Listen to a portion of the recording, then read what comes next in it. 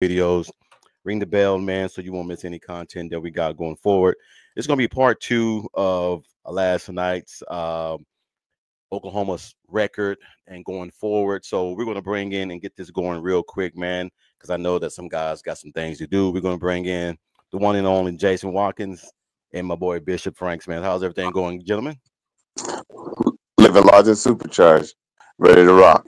Hey man, I like that answer. I like that answer. It's good. Hey, doing good, Coach. Man, good to have you. Good to Yeah, be thanks on for having us. man. Hey man, look, I would listen to your show today, Jason, man, and I was like, man, I wish I could jump in there. I was in the office and I was like, they killing this shit, baby. And it just got me to thinking, man. I came back home and I immediately jumped on and started doing some homework. And I come up with some numbers, man, that it might surprise some people about how close Sark and Brent really are in certain areas. And I wanted to address that before we really get into the rest of the schedule and everything going forward. So, color me intrigued. Color well, me intrigued. hey, the first thing that I wanted to address, and this is just being off the top, I get what they were saying earlier about how Texas is sexy. I get that. I get that. I was kind of pissed off, and I hate to say that, just getting off the back and everything about how the guy that came on your show or whatever was saying that Texas says hello. And I'm like, what? I mean, they got the training wheels on. They're not even riding. They got the training wheels on. A schedule You that must be talking a about high school Rawhide. team, well, a high school Yeah, team can play Rawhide that schedule, man. made quite the impression the other night on everybody that was in there. Man, look, I was hot, man. And he was like, he ain't got no receivers. And I'm like, okay. So I put in your comments, and I didn't know if you saw it. I said, well, tell him JJ said hello. Tell him Yeah, JJ said hello. And I went there with all that too. I mean, here's the thing. yeah. It ended up they're calling me super fan in there today on his show. So, which I know that's a derogatory term on Raw show. So No. That means hey, you earned your wings. Because hey, for you to take that and still stay and not cut him off or anything, hey, that's the truth. well, You no, let someone speak their truth. I think in the end you have to realize that, and he even said this at some point. He basically was, well, I know that I don't really follow it as close as you do and know as much as you do about Yeah, what's going on there. And I think that that's what we were getting at this morning. I think that that's the case with the better part of the country. yeah, You know, if you're not an OU fan, you don't think OU is very good. I just got done watching 247 guys say the same thing. yeah. 6-6. Well, they looking at I'm look, my brother-in-law, man, he's adamant about they don't know the culture of Right, football when it right. comes to making these Yeah. assessments. They go off last year, and until OU gets on the field again, they're gonna always think that. They're gonna think it's gonna be the same product out there last year as it was gonna be this year. Yeah. Yeah. I got a stat for you guys. Good. I'm like you, Jason. I'm a stat guy. Do you know what Sark's first 3 years, what his record was the first 3 years? Let us know. I kind of do, but go right ahead. 25 and 13. Yeah. Okay. BV's first 3 years, 22 and 17. Mm. Now, one thing that's different about that stat, when Herman left Texas, they didn't have to go and rebuild and from the studs and all this and all that. They had things already implemented for Sark to take off running. He Coach, had do you all know that. how many people don't realize that that's not the case at Norman, though? I don't know if they got shutters on their eyes. I don't know if they're only looking straight. They're not looking in the side. But numbers don't lie. Yeah. And when Lincoln left, he took everything in the kitchen sink. And they tried to burn it down, and they thought I was crazy for saying it, but the 45 players left. Yeah. a depleted coaching staff. Well, They had to redo the whole culture. And you and I both know when you hire a new coach, if he comes in with a West Coast type of offense or a East or a, as you want to call it, a Big Ten, you have to start getting those type of players for that culture, or you're going to be a mid-level 6-6 team, 5-7, or whatever. Yeah, because you're playing, you're not playing with house money. You're playing with people that don't know your system and that can't run your system. Well, that's the thing. Who were the best players that were left when Lincoln left? I mean, if you go back to when Lincoln took over for Coach Stoops, he didn't have to hire a single coach. Nope. He didn't have to recruit anybody new. That was all done and over with. That all happened about what? It was right around now after the season was over and all that. Nobody was expecting it. I remember that. Nobody was expecting it. And all of a sudden, Stoops is like, hey, you know, I'm out. And Lincoln left them. He left them everything. Perfect. Keys to the castle. Turnkey. It's like you go. There you go. That's the right term. Turnkey. Yeah, it's like going to a you know, one of those Airbnbs or whatever. Everything's in the house. The whole thing. It's all cool. And I mean, could you imagine if Brent takes that over? They would have already won 2 or 3. Yeah, I feel like they would have at least won one. You know, I mean, I'm fairly sure that maybe you don't beat LSU that year. I don't think anybody does. Right. You know, but I think that you probably win that game. I think that you definitely win the Rose Bowl game because they would have never taken their foot off the gas there. And kind of did what they did. But in the end, I just think that it's so easy just to dismiss it. It's so easy to just say, oh, well, no, he didn't leave him like that. And I look at who was left. It was Marvin Mims and Eric Gray on offense, pretty much. The offensive line was okay. You know what I mean? It wasn't terrible. You still had Big Bill. The problem is that they had only gotten 2 guys in recruiting that year. Yep. On the offensive line. That's what ended up hurting them this past year. Now, then you had Stutzman, Ethan Downs, Billy Bowman, and Woody Washington. These are the 4 guys on defense that have, you know, they've been there up until this season. They were freshmen, redshirt freshmen that, some of them had done a little more than others or whatever, but in the end, none of them were ready to make that switch from, the speed D to what? Not to mention the fact that none of them were up to strength. None of them. Well, just think about it. Remember that one cat that went to University of Houston? He ended up playing DN, and he was playing our middle backer. Mm-hmm. So we were depleted. Depleted was an understatement. Oh, that's tough, man. You know, that's where I just feel like context means so. I keep saying the word context and stuff like that, but it matters, man. It matters. Well, another stat that I had to go and find.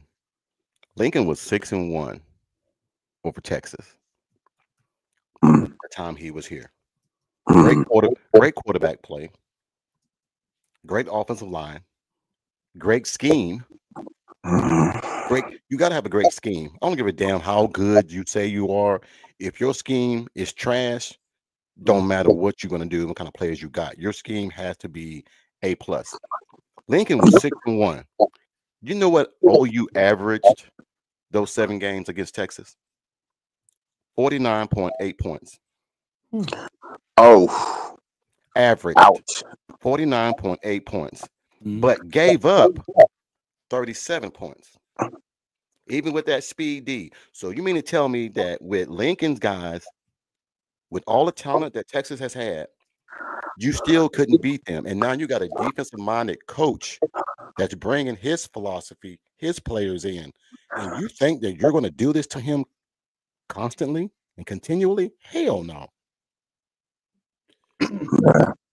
I was telling Bishop Jason before you came in, Texas did have to rebuild the studs.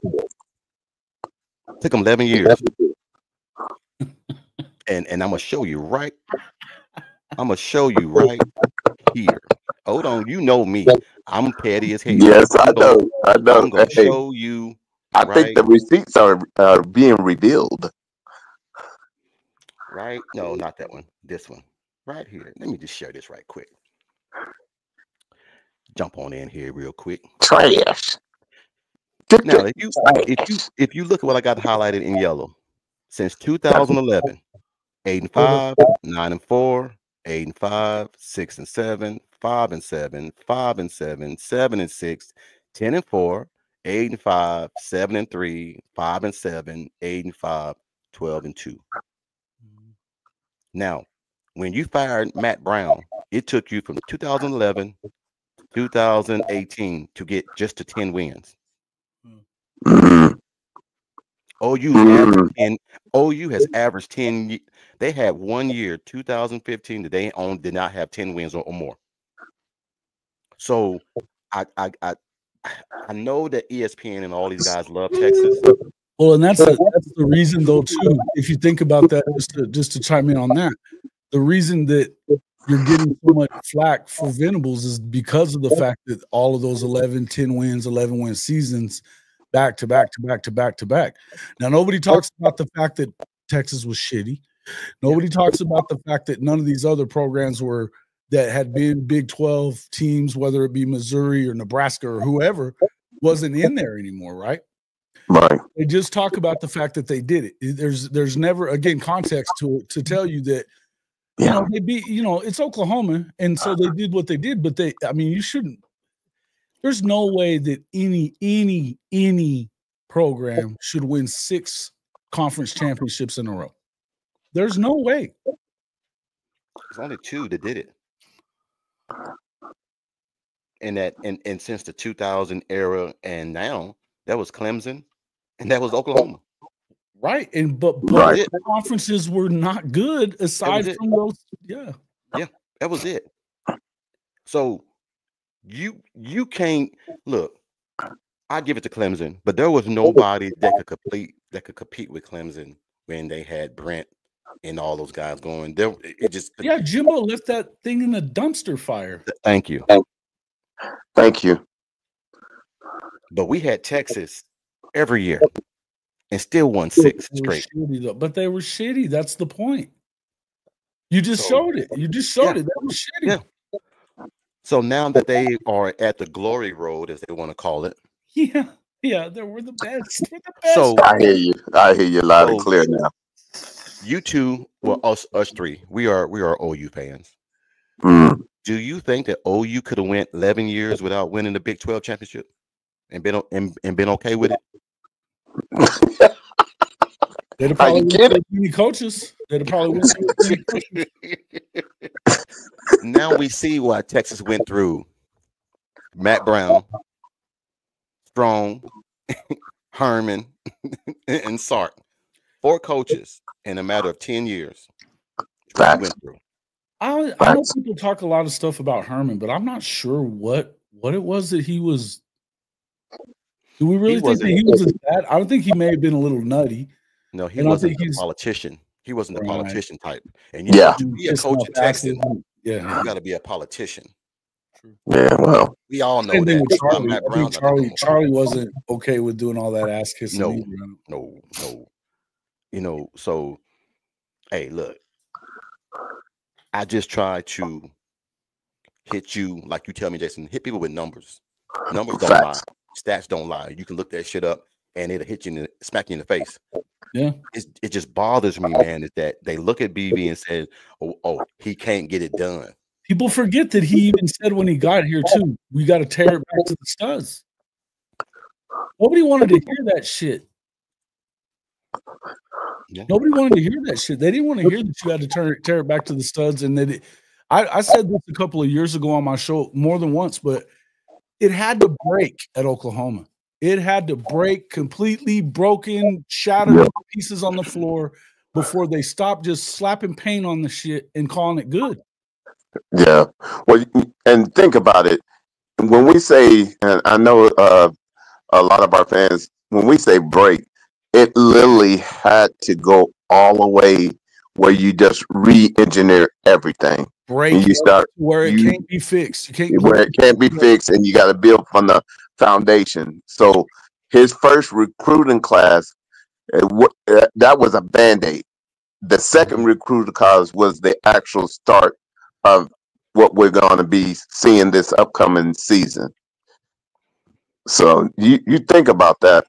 The first year he jumped in there and he saved the class. Let's be honest. He saved the class. So that was the band-aid. But the next year is when he started stacking his kids in there. And now we're at that next year where, hey. Well, and he had to get the guys bought into, the ones that were there. So the guys that stayed, they were young, they weren't ready. And you remember that Danny got himself into some shit that first year. Where he was getting everybody pissed off because he wasn't. Well, he didn't. First off, remember he made the comment about the game plans were too big and it was too much to think about and all that kind of stuff. And you know, I understood where he was coming from because I remember saying that first year was like, man, and I said this the other night too. I think that he should have done a better job of making it be a little easier, right? For these guys to digest a little bit at once, and you're trying to come in and win. I mean, still though, I think that 6 and 7 was coming either way. I think that 6 and 7 was coming with Lincoln. I think he's proven that if he has to do his own thing, and it was to the point now where he was going to have to actually be the one to uphold the program. He knew he wasn't up for the task. He knew he wasn't up for the task. Yeah. Man, look, getting Kevin Wilson is like chess move. No. When you guys, when Dent said it today, when Marcus said today, I was like, you know what? Someone who finally gets it. When you have a head coach that's on your staff as an analyst, man, you don't know how. Look, I've had that before. A coach that was my defensive coordinator. He took so much off me to where I can miss some practices because I know he got it. I can handle more of the administrative side with the boosters and the donors and the ADs and let him handle the field practice. It gives you an overall feeling of, you know what, I ain't got to be there and this shit still can run the way it's supposed to be if I was there. He's going to help him with games management more than you can imagine. With his mindset and with Arbuckle, it's going to get dangerous. It's going to get dangerous. And see, they ain't even seeing that. All these people on these fucking On3 and 20.7, they don't look at what Oklahoma has invested in for this season. They're just saying, oh, well, that's going to be the same old Oklahoma. Okay. When we start busting y'all's ass, I don't want to hear that. Yep. Because when documentation beat conversation, you keep saying that, keep those same receipts and keep that same energy. Because we're rolling into this next year and we're not making no excuses. We're just putting in the work in the laboratory. We'll find out. Oh, yeah. Sorry, Dad, I just had to say that. Yeah, look at old JW Crotch coming in here thinking he's clever. Oh, I love old Crotchy. I'm just trying to figure out how can people not see this shit, man. They what you guys said earlier, I believe it. Mm-hmm. They're trying to make Oklahoma the villain. They're trying to make Oklahoma. Look, you and I know you cannot let Oklahoma and Texas come into big SEC and run that shit. You cannot let that happen. Can you imagine what the blowback gonna be? Oklahoma came in there and started running shit. So they love their beloved Georgias and Alabamas and all that. They need for those guys to be relevant because if OU and Texas come in here and start running it, what can you say now? Yeah. Whatever. Can I be honest with y'all, fellas? Please be, please. The fact of the matter is, look at the scheduling, and that's all you need to know. Texas got what type of schedule versus Oklahoma, and documentation beat conversation. They knew who they needed to be the villain and who they needed to sit pretty.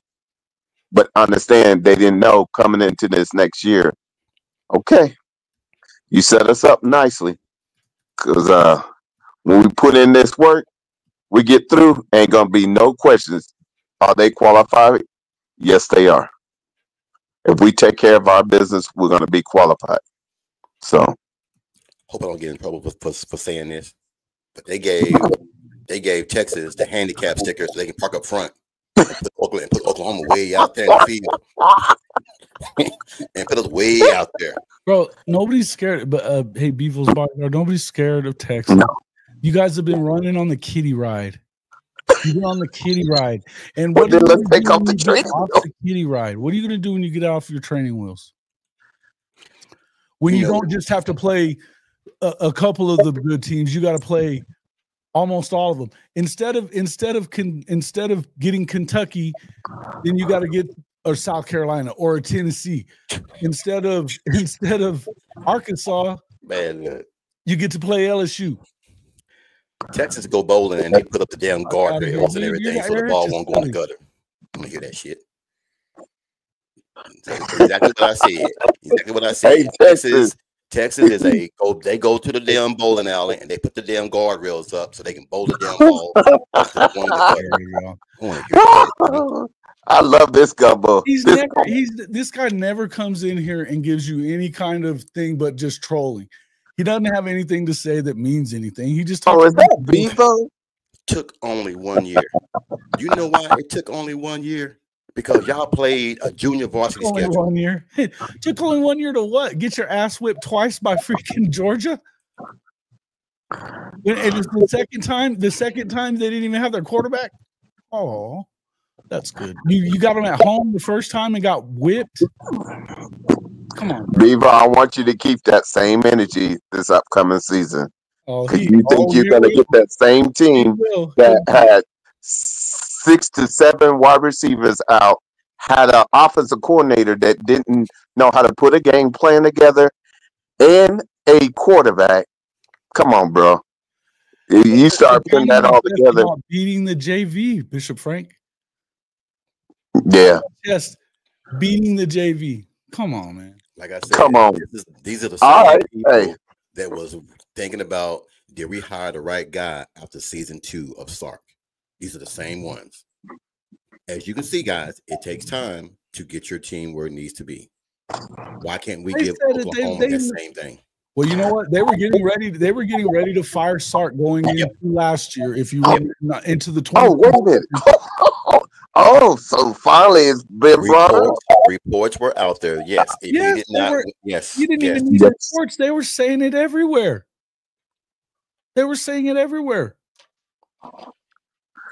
He didn't have a 10-win season. His best season had been 8 wins. He went 5 and then 8 in his first 2 seasons. We just went over it.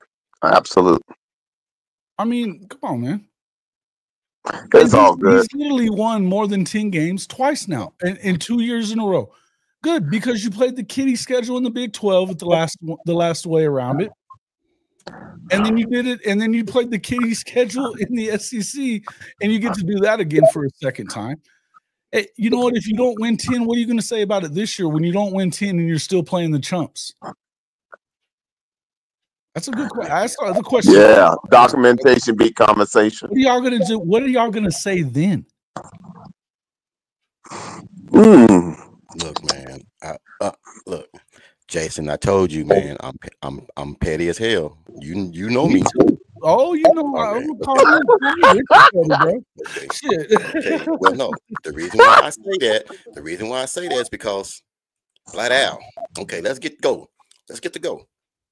So we want to talk about Mr. Sark, man. Okay. First year at Washington, 5-7. Second year, 7-6. Third year, 7-6. Fourth year, 7-6. Mr. 7-6 man. 8-4, 9-4, 3-2. That was a down season. 5-7, 8-5, 12-2 and 13. So I'm just telling you, the guys only had 2 10-year seasons, 2 10-win seasons. That's at Texas. He never had a 10-win season anywhere else other than Texas. So numbers don't lie. You got a good coach, but y'all are not really playing nobody right now. When you start playing the hard schedules here next year, then come visit us. That's all we're saying. Y'all act like we're just trying to say that y'all suck.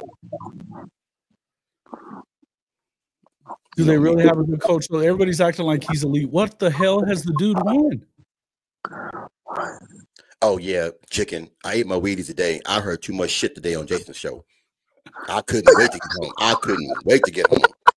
Y'all, dude, when Bishop popped in here, I was already here. I'm look, as a he was on he was in the numbers. Look, just to say this, don't matter about anything. If you are a sport of any sport, if you're a coach of any sport, one thing that you do not like to talk about is wins and losses, because it's bigger than that. But when people start talking about wins and losses dictate how a coach is going to coach or how long he's going to coach, okay. You just saw Sark's record. He's had 2 good seasons at Texas, and y'all act like this motherfucker. Excuse me, y'all act like he's a damn Jesus walking on water. Yeah. 2 good seasons. So look, I'm gonna get off Sark, man, because that ain't what I try to come on here for tonight. I come here talking about OU. This is what they do. They're trying to get it off a track. This is what those ass clowns do. They come in here and try to get the whole thing off track. What we're even talking about. Nobody even brings you guys. Don't push me. I'm close to that edge. I'll finish this conversation about the semifinals twice. Yeah. Look, you got gifted the semifinals both years, really, but for certainly you got gifted it this year because Scatterboo and them had you. I guess they didn't see that drop pass in the end zone. I guess they didn't see that. No, they didn't see that. They didn't see. They got away with the freaking targeting. I mean, come on, man. And really, Arizona State waited a half to even start. Yeah. But this is all I know is tell the whole story. Yeah, let's do that, Bevo. We should do that. Tell the whole story. Tell the whole story how you got your ass whipped at home by Georgia. You almost lost to who? You almost lost to Vandy. Hell, Mississippi State was in the damn game with you until the last 6-7 minutes of the game when you finally pulled away from that one. Let's tell the whole story. Yeah. But we ain't gonna give him no. Hey, documentation gonna be conversation when we get to the season. Keep that same energy. Hey, that's all I want. I'm gonna say this. He said 14 players drafted, but how many years did y'all go? Y'all didn't have nobody drafted. Let's not switch that shit now, because you know me. I'm a stats guy. I'll look. Y'all went 4 years without nobody getting drafted. All those 4 stars and 5 stars that y'all had in Texas, nobody got drafted. Wait a minute. That's documentation beat conversation. Oops. But the one thing I don't do, but I'm glad that you're here, Bevo. Got a Raleigh fan in here now too. One thing that I refuse to do is go on another Texas podcast and try to build up Oklahoma. I could give a rat's ass about going on a Texas podcast. Ever. I don't do that. If I go on there, I just go in and listen, but I don't even say anything. I just don't like when people come in here and start throwing up shit that don't make no sense. So it is what it is. All right, cool. And as the world turned, come on. We good. We had our sparring here. Got the juices flowing. Y'all gonna have me get a drink here in a few minutes, man. You were up 7. Pull up the black magic. You guys were up 7 until about 6 minutes left in the third quarter. I'm sorry, the third quarter, and then you put it on. Pulled away 35-13, but they were in that game for a hell of a lot longer than you want to admit it. You know damn good and well they were in that game. They were within 7 in the second half. Just like, come on, bro. Come on, man. Oh yeah, we about to get back to Oklahoma. We gonna jump. Yeah, we're good. We're good. Texas bandwagon. Yeah. There's always someone trying to fall asleep in the ball game. Yeah. Anyway. Yeah, and then that as the world turns. Go ahead, Coach. All right. Anyway, we left off last night, man, with Oklahoma. So far, we got them beating Illinois State. We got them barely getting by Michigan. I think Michigan's still going to be a tough task and everything, but I think the skill set what Oklahoma has is going to be too much for them. Coming to Norman at that. Jason, you wasn't here last night. What's your thought on that? The Michigan game.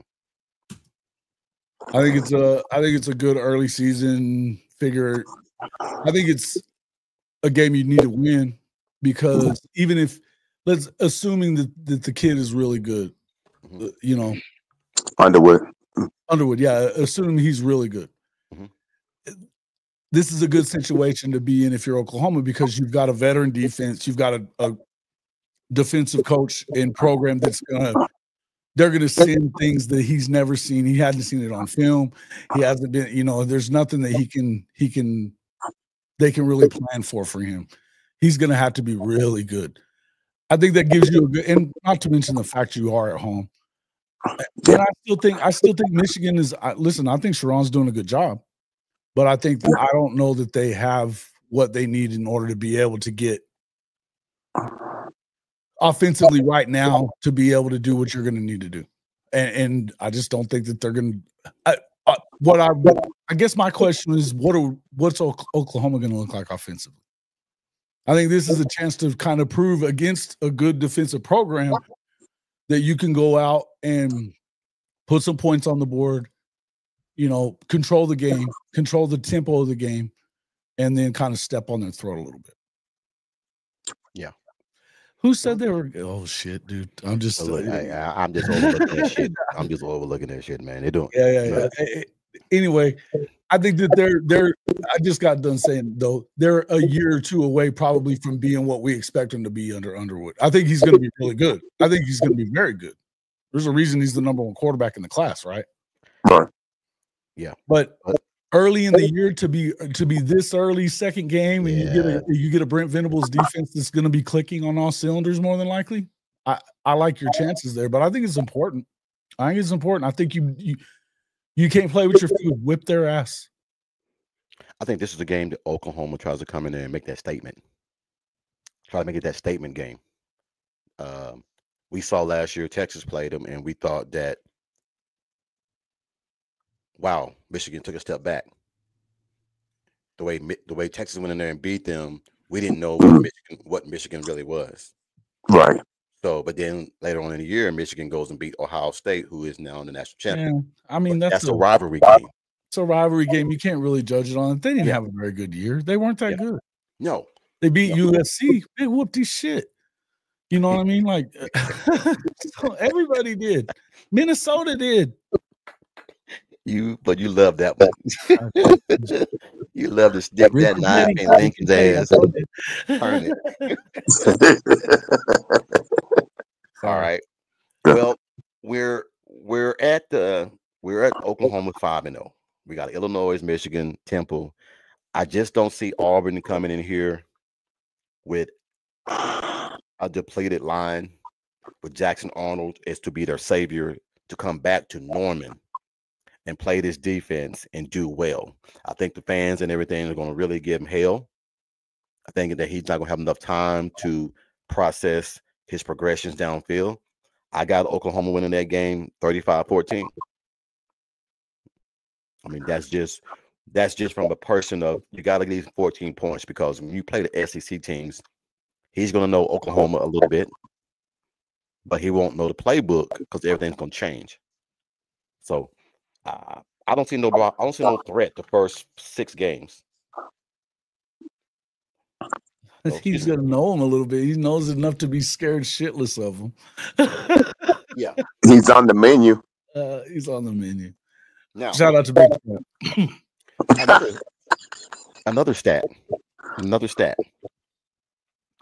Since Oklahoma has been in the Big 12 since 2000, if Oklahoma has had a top 10 offense, they've only lost to Texas one time. That was 08. 08 when they lost by 3 points. So if Oklahoma comes into this ball game with a high-powered offense, the first 5 games, and moving the ball down the field with no problems, and when that defense has time to rest, like you said, Billy was on saying that, you know, the defense was, they sat down. By the time they get some water in this, they got to go right back out there again. I think this year they're not going to have that problem this year. What's your thought, Bishop?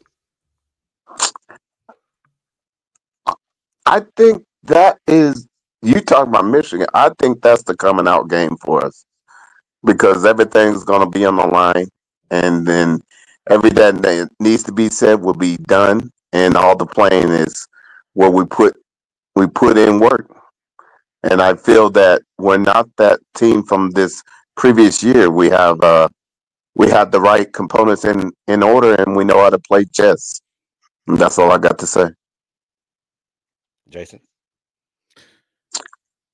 I think the offense, you brought up Wilson. I think it's one of the most underrated moves you possibly could have made. Facts. Completely underrated move. But this is a guy that, I mean, you remember the year that Sam Bradford had? Yep. Under him? Yep. 4,400 yards. Yep. 48 touchdowns. Yep. I mean, chess move. Chess move. If the concern is, here's the thing, I would feel like 2-time head coach, right? He had a couple good years at Indiana. Indiana's a tough place to win. Tulsa's a tough place to win. But he's been a coordinator. He's a successful coordinator under Urban. He was successful, obviously, here at OU. And I think that when you start looking at this, is where we're starting to want to see BV take steps forward. I think this was it's 2 things. I think that you give Buckle, you give him a sounding board, somebody that can kind of help you work around some certain things that you may not have seen before. He's seen a little bit. I mean, he's got just a lot of experience, right? The other thing that you get out of this is you get BV can kind of lean on him in some certain situations, and you know, have somebody to have a talk to about certain situations at the end of the game, right? We feel like that maybe he's lacking in a little bit. Right. Nobody's saying that Brent Venables is perfect. In fact, we know better. Yeah. We know, but we know what he is, and we know there's certain things that they have to do. But I think it's an underrated move, Coach. I do. I think that this is the guy that can come in there and, you know, he could call the offense if you needed him to. You know what I mean? He could. But I think that it's just another guy to help develop some of these guys. Even, you know, whether they're starters or not, I think he's going to help them kind of be able to, you know, work on what they need to be working on. What would you think? You're an offensive coordinator. What would you think about having? I was just going to say, yep. Hey, having somebody, look, having someone that I can run plays by to see if the scheme is right. Is the lineup right? Do we have the right skill guys in? Do we have the right formation? Having someone to check your homework, to make sure that everything is legit, everything is straight. If you got 2 great offensive minds in the same room, don't you realize what kind of plays you guys can draw up? I know for a fact that also Kevin Wilson was a guy that loved to be under center as well. I remember a lot of times they under the center doing play action, hitting deep passes and everything, man, to, you know, guys all over the field. So having an extra guy in the room and to say, hey, coach, I think that when you run this Z route, let's have a backside drag. Have that when if they're in the zone, got the deep third. If they're not in the zone, they're in the man, bring that drag behind him. We have an open slant. So it just gives me an extra. I love it, man, to be honest, to have an extra guy in the room with me that can say, hey, coach, I love that play, but let's try this. And see what it does is also you throw one of those formations in to see if they're paying attention. And if they don't react to it, you bring it back in the third or fourth quarter with the actual play you want to run. That's what you have now, where them two is going to be able to bounce stuff off, and that creativity goes to level 2 with 2 heads as one. Yeah, it's huge, man. And I'm not saying that he's going to step on any toes or anything like that. Don't get me wrong. I think that Kevin knows enough to know that you're an analyst. Nobody brought you in here to be babysitter or be in charge of anything either. I think that, but I don't think that they would have made the move if Arbuckle didn't want it to happen either. Yeah, if I could just be honest, I think this is an olive branch to heal old wounds. If you catch my drift. I don't know that they got time for all that shit, Bishop Frank. Well, each his own. To each his own. You may not be wrong. You may not be wrong. We did talk about the fact that there was a lot of hurt feelings back in those days. So I think that this is him saying, I'm growing up as a head coach to realize I could benefit from his expertise. And again, I think that this was an Arbuckle saying, you know what? Because here's the thing, Kevin Wilson is one of the more respected air raid guys in the country. He has been for a long time. There's a reason why they gave him the job at Tulsa, again, because they knew they needed to get it turned around offensively. Now, it's a tough thing to do there, man. It's a tough thing to do, and I think that the American Conference has actually been they've had some dogs in that conference for the last few years. You know what I mean? As far as coaches are concerned, and the talent that you get out of that. And a lot of it's in SEC country. There's only so many guys that are going to go to Tulsa from Oklahoma, and they're not the guys that the other two programs want more times than not, right? Yeah. But I think it's a tough place to go win that. I put your boy in timeout. Sorry about that. Oh no, that's fine. Yeah, it's. I don't normally do that, man. But I just don't try to make me saying some shit that I didn't say. I said we thought that Michigan was going to be good. We don't know how they're going to be. We thought they were good last year until they played Texas. You trying to tell me that I said they were good this year? I don't know what shit about Michigan this year. What is it? You know what? I told him, I answered his question to that a second ago anyway. I said it was more about not really believing in Texas more than it was about thinking that Michigan was shitty or good. Yeah. And that's actually, and I've said this plenty of times. I was wrong about what their D-line was. Their D-line was a lot better than I thought it was. Absolutely. Especially in the middle. I thought they were going to be soft in the middle. I think that they were soft in the middle in certain games. But I also think that they did a lot better than I thought they were going to do at that position. We don't know what Texas really is other than they can beat up on teams that they should beat. Yeah. We know that. Anyway, Shawty asked this question. Yep. He wouldn't be surprised if there's a quarterback change. How do you guys feel about going into the season with a starter than possibly a quarterback change? I don't know that that's where you're headed. From the way it sounds to me, Mateer, and I said this before that I wanted it to be a competition. I think that competition breeds a lot. I think the competition is absolutely going to get the best out of everybody, right? But I also know that they wouldn't mind it if Michael Hawkins got a year to work it out and get his redshirt year back, because I think it was wasted last year. Yeah. And I think that's kind of how him and his camp feel too, is that they kind of got it wasted. Now, somebody else asked in there and you got the other kid that came in too, Gonzalez, right? This guy's a player, bro. The other kid that they got in, the senior, yeah, I think that he can be a serviceable backup, but I don't think that he's going to be better than Hawkins. And I think that you're going to see a lot of development in Michael Hawkins in between now and the start of the season. So my preference would be, I expect that John Mateer is going to do fine. My question would be, I'd be a little worried about injuries to him because he likes to run so much. And And I don't know that you can get away with running that way that you did in the Mountain West. I don't think that you're going to be able to run him like that. Jason, I don't think you have to. I don't think he has to. I don't think you have to either, but I think that if he puts himself in harm's way, that's when you're probably sometimes you can't stop a guy from doing that. You know what I mean? Sometimes that's just who they are. Yeah. Well, I was telling guys, I think Bishop last night, is that people get mad. People get mad when Cam say game manager and game changer. Of course, Material's a game changer, but when it comes to Oklahoma, he ain't got to be a manager a little more. He just got to manage the ball game and put the.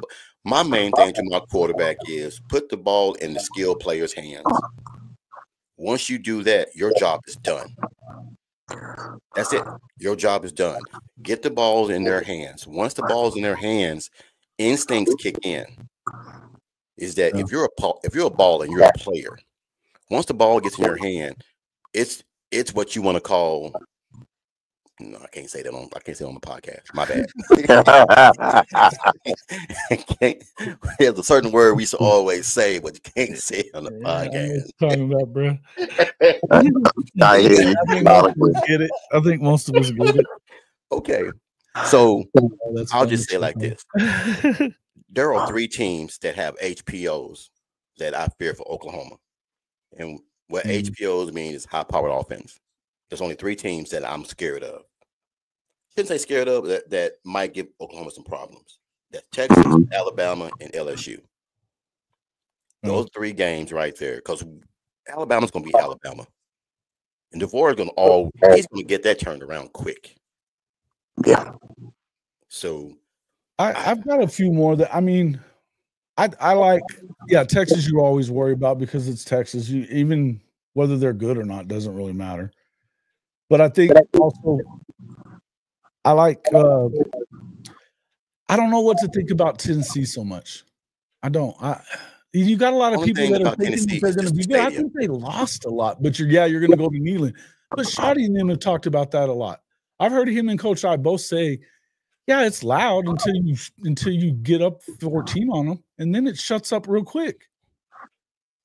You know, it's just as quiet as it is loud whenever they're playing well. You know what I mean? So I think you need to go in there and establish that you that you're in that game immediately and shut them up a little bit, right? I think that you can. They lost their best players. They lost. Yeah, he did nothing wrong. Come on. No, I was gonna tell him and everything is that he heard you. If I say something, and if I say something and I'm wrong, I'll be the first one to tell you, hey, I made a mistake. But I think that you misunderstood what I was saying when I was talking. So to sit there and say I said something, I'm a person and everything, man. I'm not big enough to say, hey, I made a mistake or my bad. I do it all the time. But I don't want nobody to come on here and trying to bait me into an argument or a conversation when there don't need to be one. I never said that Texas was trash. I just said they never played nobody. They got lucky and got everything they got. So I'm good. Oh. He said Hall of Fame said it.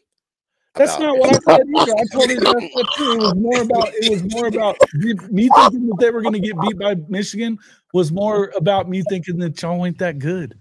I didn't realize they were that bad at that point. That's all. Okay, hold on. And they weren't that good. They weren't that good. And this is a new year that we're coming into as well. Clown. Shit. Coach, you stopped at 6-0. Keep going and waiting to hear the rest. I want to show you something. Yes. What's that? This came from Stephen G here. I'm gonna pop it up on the screen here for you, and you can just add it.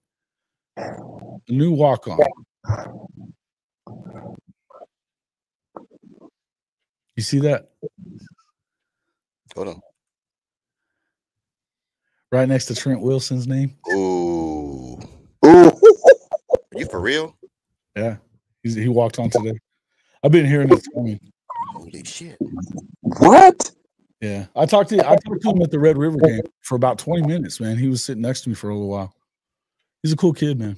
Dude. Cool. Look. There again, as we say, The wheels on the bus go round and round, round. The wheels. On the bus. I mean, dude, we just keep stacking blue chips after blue chips after blue chips. When is people going to start learning that Oklahoma is not building something just for next year? It's for longevity. So yeah, but I thought that he was only on the wrestling team. Nope. He told me that at the Red River that he was going to try to walk on this year. That they had been talking to him about it, and then because I was talking to Coach Din about it, and Isaiah did. They're buddies, man. They hang around together a lot. And he was like, "Oh, he's not. Yeah, it's Mark Henryson. Yeah, I should have said that. I thought most people knew. Yeah, I knew. That's what I was like, because I knew. Mark Henry always talks about him, about how he hates Oklahoma, but he loves Oklahoma because his son's on the wrestling team. Yep. He's a Texas alumni. And he was like, it's hard to put on that crimson. So he said, but as long as my son there, I'll put it on proudly every day. Yeah.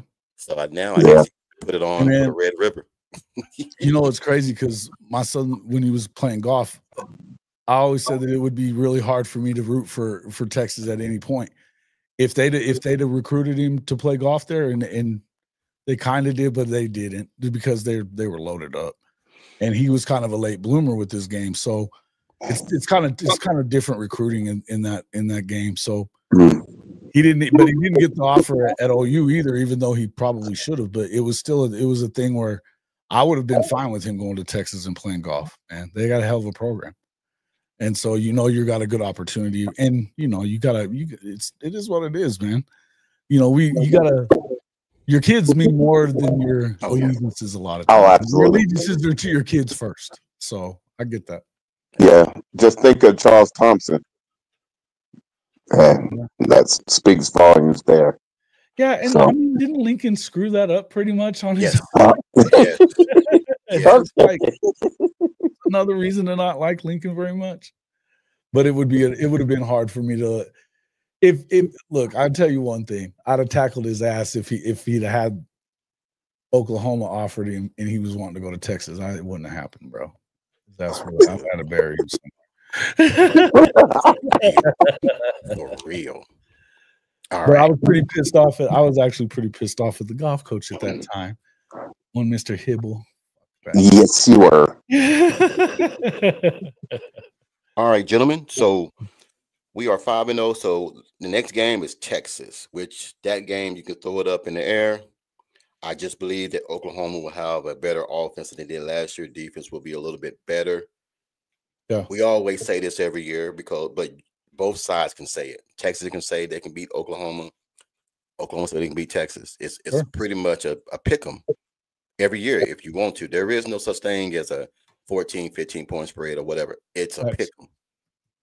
So what you got? Don't lie. I think Oklahoma wins it. They're wearing the icy whites, man. They're undefeated in the icy whites lately. So someone did say that. Someone said that to me, and I was like, let me go check that stat. But since you confirmed it, I ain't got to check now. Yeah. I think it's like, I want to say it's like 10 out of the last 11 times or 10 out of the last 12 or something like that. It's the losses have come when Texas was wearing them. So whatever it was, but I'm pretty sure they're undefeated for a minute. So and on top of that, I think again, I go back to this last game and forget about whatever the score was at the end of the game. I get it. And look, all hats off to them for the way that they figured it out. I got to tell you, I don't know how you come. We talked about this after that game that night. I'm on the way back, and we're freaking out about this is what you come up with 2 weeks. I know. I remember that call. You go 9 straight. You go 9 3-and-outs. And again, straight. It's straight. Well, I mean, you turned them over early. They had 16 first quarter yards. They weren't moving. And all you could get out of those, and you were in plus territory. The first 2 possessions, all you get out of it is a damn field goal. And really, they missed that shot down the field by this much, right? And he never went back to it. So to me, it was a bad game plan. But I mean, in the end, I said this the other night too. You realize that Oklahoma gave its opponents an average of 4 to 6 extra possessions per game last season. Yeah, turnovers. Extra possessions, whether it be turnovers or just 3 and outs, whatever it was, 9 straight 3 and outs like we saw in the Texas game. Yeah. They had a bunch of extra possessions. And I'm surprised it wasn't more than 34 points, to be quite honest with you. The way that you kept sticking them on the field. You had Wisner running very well. But people forget that they were about to have another turnover, and it turns into a touchdown because Danny lets up just a little bit at the end, didn't realize the kid was coming behind him, right? Yeah. That's a play he'd love to have back a million times over. Yeah. Right? But that could have changed the game right there. Little things that happen in these games, and that's exactly what happens too. I remember the last year that Landry was at Oklahoma, and I came to the game there from Vegas, and that's the one out 63-13 or whatever it was. You know what I mean? To beat the shit out of them. It was, I was there with my buddy. I was there with my buddy who was my boss at the job I was at that time. He was a big Texas fan. Couldn't even bust his balls at that point. At the half, I felt bad to say anything. It was out of hand, completely out of hand. Like I said, I'm a stat guy. I'm a stat guy. Yeah. Look, Oklahoma is 16-9 against Texas the last 25 years. 16-9. Mm-hmm. Oh, they've been doing this since they integrated the game, bruh. Man, look, go all the way back. I had who was that? Ronald Schopp, cousin of mine back in Oklahoma. He used to always say when he played for Oklahoma, they said that before Texas would beat them, they would die. You got to kill them to lose to Texas. And they never, his 4 years in Oklahoma, he never lost to Texas. Never. So some guys can say that. Some guys can go out there and say that they not a lot of them though. There ain't a lot of them that can though. No, there really isn't. And like, look, this is one of the best rivalries, man. I keep hearing the cocktail party. I keep hearing a Army Navy game, which I love that game. There are some games, man, that cannot compete with the Red River rivalry, man. That is, I don't know. I mean, is there another game that you guys can think of? Nah. Michigan, Ohio State? It rivals, but it doesn't split down the middle 50-50. That's what I'm saying. That's what I'm saying. And it's not held at a home. It's at a neutral site. It's always neutral site. Yep. So I'm just saying, man, that I'm looking forward to this year. Really, I am. I'm really looking forward to this year, man, because I think a lot of questions will be answered this year pertaining to Oklahoma and Brent Venables. But I think what you said earlier today, Jason, was correct. Once this damn wheel get going, once this shit gets going, it ain't gonna stop for a while. Do you think that everyone is scared that he's going to be like the next? I asked you that last week, Coach. If that was what a lot of this might be about, and you said you thought so. I agree. I think that they don't want Brent to get his feet underneath him. I don't think that Nick Saban wanted him to. I think that's why he was trying to hire Lebby after year one. I think he wanted to cut his legs out from under him before he ever got anything moving at all. And I really do. I feel like that's what it was. You look at all the coaches, too, in the SEC trying to go back door and get some of OU's players because you want to undercut him, take everything he has, because I really do believe I think Kirby Smart said it best. He was like, the one coach and everything, man, that would always compete with Georgia was Clemson. Was BV when he was at Clemson, because he knew the type of guys to get to compete at that level. And that's why I think that Wes, dude, look, Coach Mitchell, man, who's at Virginia, was telling my brother-in-law, he was like, he can't believe that Wes left the ACC to go to the SEC. And my brother-in-law was like, why wouldn't he?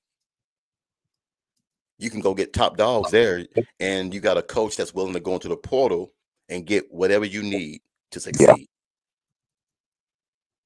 So I'm telling you, man, Wes gonna be an asset. That being a #1 recruiter in the ACC for 4 years, that doesn't happen. That's over the Florida States.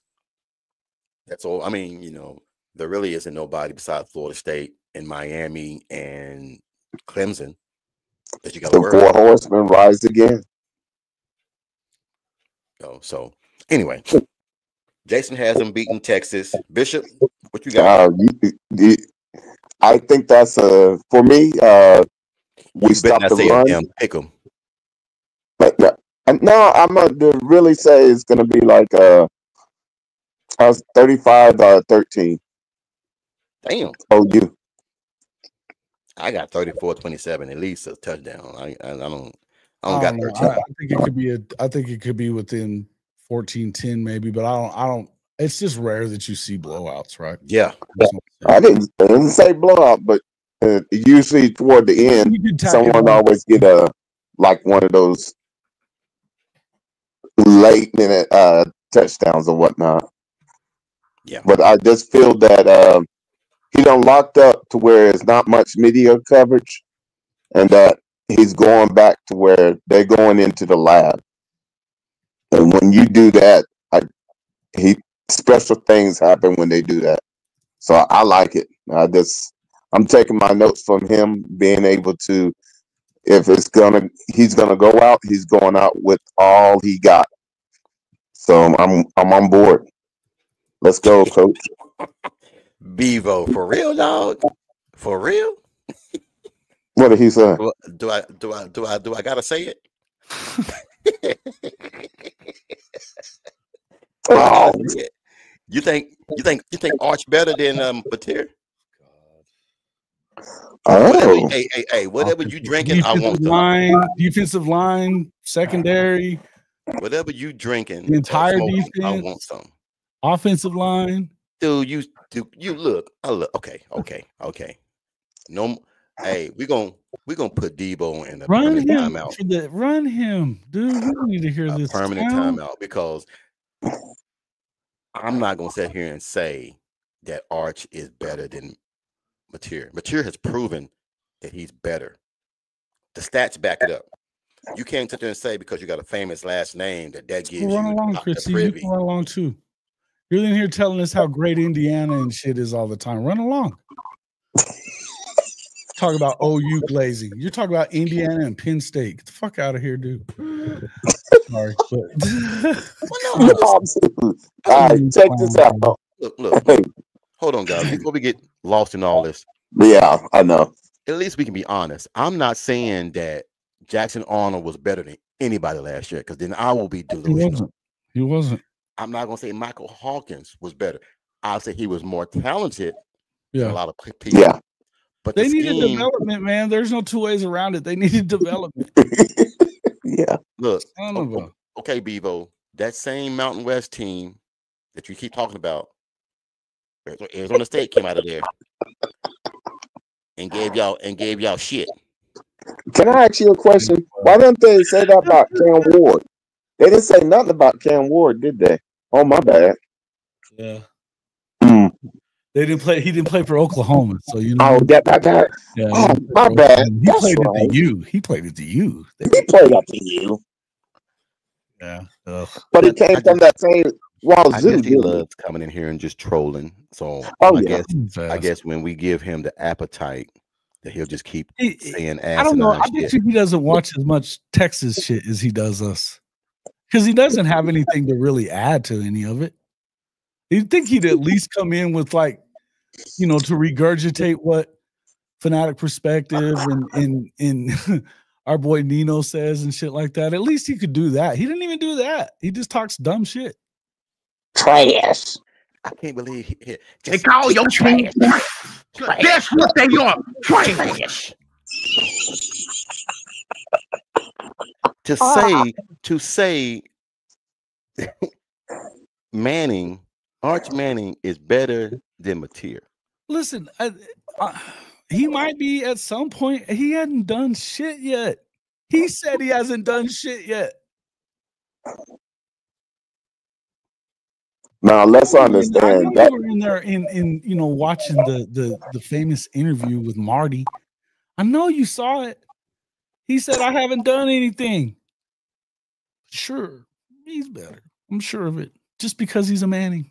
Come on. Yeah, that's what it is. He's a Manning. So he's just the greatest thing since white bread. Okay. All right. Continue, please. Shit. I think you're now in the tough stretch. So this is where, if anything happens, this is where you should separate. If you're Texas, look, you could lose the game, you could win the game. I'm gonna say they're wearing the icy whites. That's good enough for me, right? They've won in them, right? So, and plus, I like a lot of places, a lot of areas on the team just as much or more than I like Texas, guaranteed, particularly on the defensive side. And that's the other thing. Arch hasn't had to go up against a defense like this that's going to get after the quarterback like that. He hasn't. What are you going to do about that? We know what it did to Quinn. Just saying. But hey, I think now you got to run through the rest of it because shit, you still got Bama and LSU and Tennessee on the road. South Carolina on the road. What do you think about South Carolina, Coach? Trash. Yeah. Beamer's a mess, isn't he? Man, look. Okay, He's that's just like me saying. Hey, that's just like me saying, who's the greatest, Michael Jackson or Chris Brown? It's a no-brainer. Michael Jackson is the greatest entertainer of all damn time. Okay. But if you tell a 19-year-old Chris Brown is the greatest thing since Elvis. So I'm asking, Bevo come up with all this shit, and I'm like, dude, Simmons is the only defensive line guy y'all had in the last 10 damn years to really do something. Who else other than, I guess, Ocho? Who else y'all got in defensive line that came out of the NFL that's doing anything right now? There's plenty OU guys right now doing a lot of shit. Tell me again, how many sacks did Simmons and that guy have last year? Tell me. More, and I think Colin Simmons is pretty good. I think he was a freshman. He was pretty good. I think they played against the worst teams in the SEC. Stop it. Come on, Purple. Stop it. Stop it. Yeah, stop see? It. Stop it. Stop it.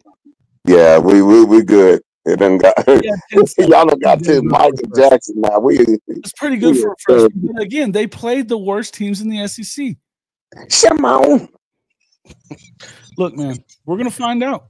We're going to find out what they're about this year. But, bro. Man, look. Jason, I'm Mason on one right side. Now, I know. Bro, come on now. Because when this shit started happening, I don't want to hear no excuses. Well, we ain't got this or we ain't got that or this. No. No, they haven't prepped. They've been prepped by the kiddie teams. The kiddie schedule. Man, bumper cars. Anyway, all right. We got down 6-0. So now we are traveling to South Carolina.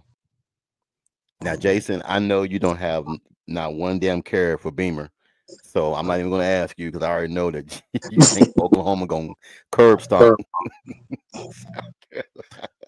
I feel like they are. And it's, you know what? It's not because I think that they lost more than I think most people realize on the defensive side of the ball.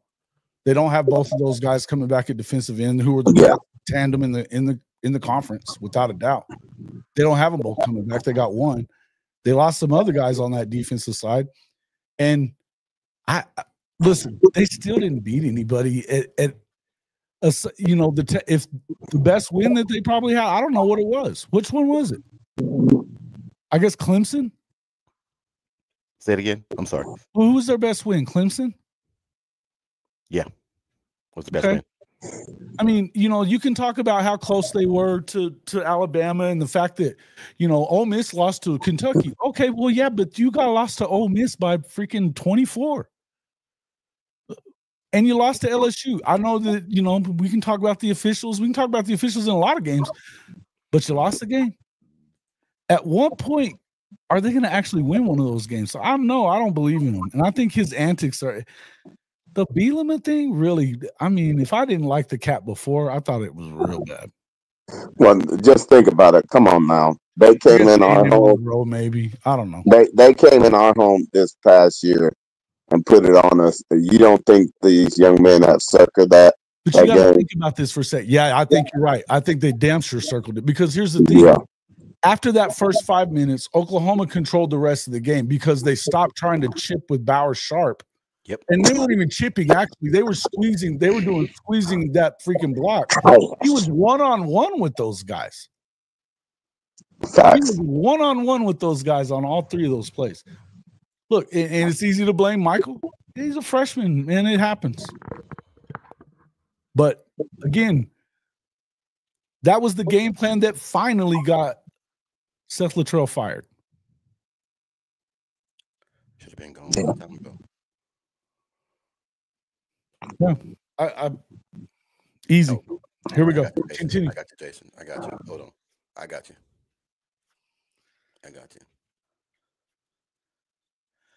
Who do I love? Who do I have love for more? Oh, well, I like Beamer more than I like Gundy. Shit. I mean, and I don't hate Beamer. I just don't think he's very good. I think he's clownish.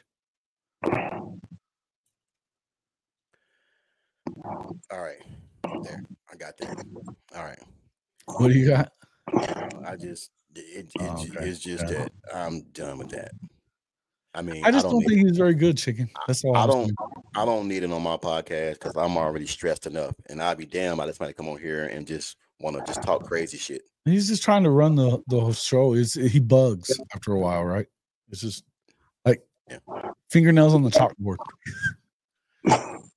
Yeah. South Carolina does return the quarterback. Yes. And I like Lenore Sellers a bunch. He's not a thrower though. But I think that could turn into Jalen Milroe. They lost 4 interior defensive linemen to Clemson. See, that's what I was saying. Those guys are gone. One of those kids, Marcus. They really are after the damn transfer portal up at Clemson, aren't they? Marcus McCray. Marcus McCray, one of my old workers' son. He was Clemson kid now, 6'5", 310, interior guy. Was at Clemson? Excuse me, was at South Carolina last year. Back up, and now he's at Clemson. So I think a lot of those guys that were helping the interior for South Carolina are no longer there, and then the ones that were there, they're going to the NFL. So if he can go and find some more people somewhere else and bring them in, we'll see. But those same guys that he had last year, they're not there no more. I think that the thing that they've done really well at South Carolina is recruit, right? Yes. I think that they struggle with coaching.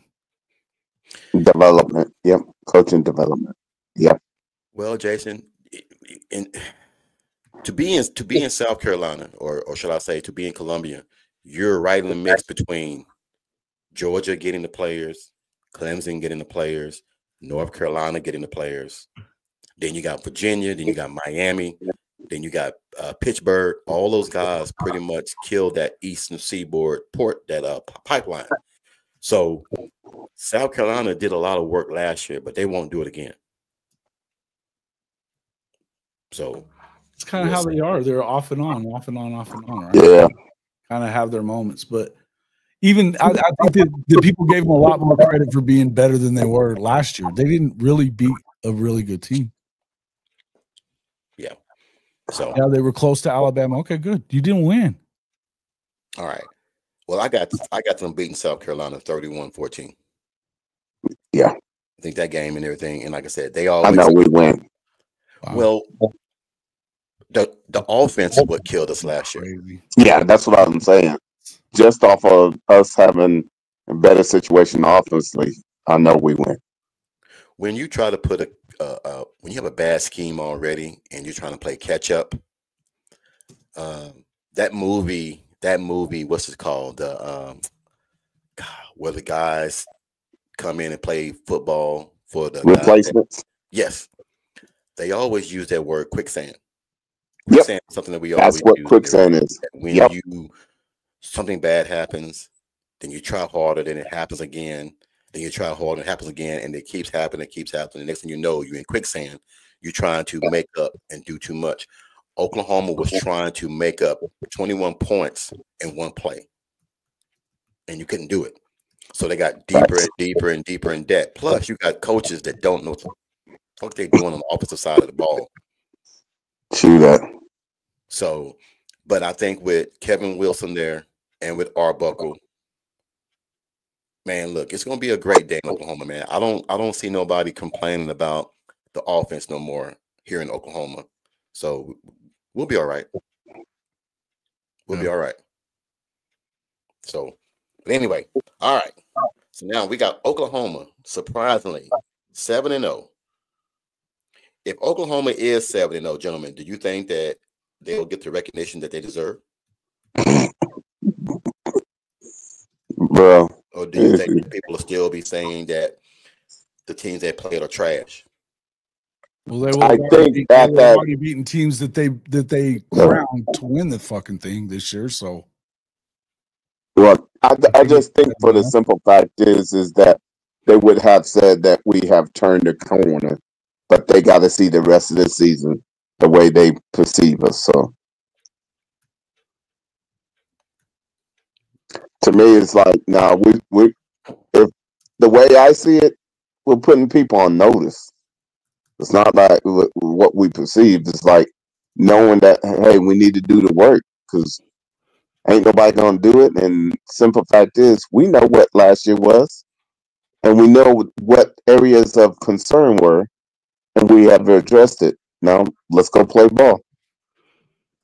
Bob, the teams that we beat to be 7-0 is Illinois State, Michigan, Temple, Auburn, Kent State, Texas, and South Carolina. Well, those teams that everybody wants to pick, South Carolina and Texas, of course, for sure. But I think that you've got even Michigan. I think that they're a sexy pick for some people. Not for me yet. I think they're a year out. I don't think listen, man, when I see it, I'll believe it from Auburn. I know they've got a loaded room as far as receivers are concerned. Do I think that Jackson Arnold can get him the ball? No. No, I don't. Now, my thing is no. I've seen him. And he's going to have a guy nipping at his heels too, which he didn't do well with that last year. Nope. That's what that's the thing that I don't think people are understanding. We're talking about Nigel Smith, and you have Okoye, you have the kid that just came in through the transfer portal. You got R. Mason Thomas, and there's still people behind them. PJ, that's a rotation for y'all. You better be ready for it. Putting on notice. Southern Cowboys, why don't you do that on the surge, bro? Why don't you go on to the surge? But simple fact is I want everybody to keep that same energy because I'm telling you, this year is a totally different year because I understand it's a lot of these young men that's been chopping at the bit ain't letting nobody take anything away from them. They about to go take it. I think that the loss comes. The loss is going to come at Alabama. I'll just go ahead and give you and kill the suspense for you. I think we get beat by Alabama. That was my only look. Mine is Tennessee. Shit, no. Alabama and LSU are my worries. I think they could be. I think that's if you're going to catch an L, I think you could lose at Tennessee. You better play well early because you don't want the crowd in that one. Yeah, it's a tough place to go play. I think LSU at home absolutely is going to be brutal. It's going to be brutal, man. I think look, Ole Miss. I think Ole Miss might be, but I don't know, man. Again, you got another one of those rookie quarterbacks that hasn't seen what they're going to throw at him. And see, that's what I was thinking is, I think you play good offense against Ole Miss, you're going to win. Yeah, I just know this is the bottom line is I like our chances this year because I know that I'm not being concerned about if I have a offensive staff that can put some actual scripts together and can move the ball. That wishing upon a star and hoping that they figure out something, yeah, that's gone. Now the playing field's been leveled. So, guys, if you look at it, Sooner Cowboys says Bama, LSU, Michigan, South Carolina, and Texas. Okay. My thought is that Oklahoma did well last year against the mediocre teams with a depleted and trash ass offense. Yeah, I was gonna say. So if they did without an offense, they're gonna beat the brakes off of Mizzou, by the way. For real. I'm just if we could just put aside being fans and just be realistic and let's go off stats and go off facts.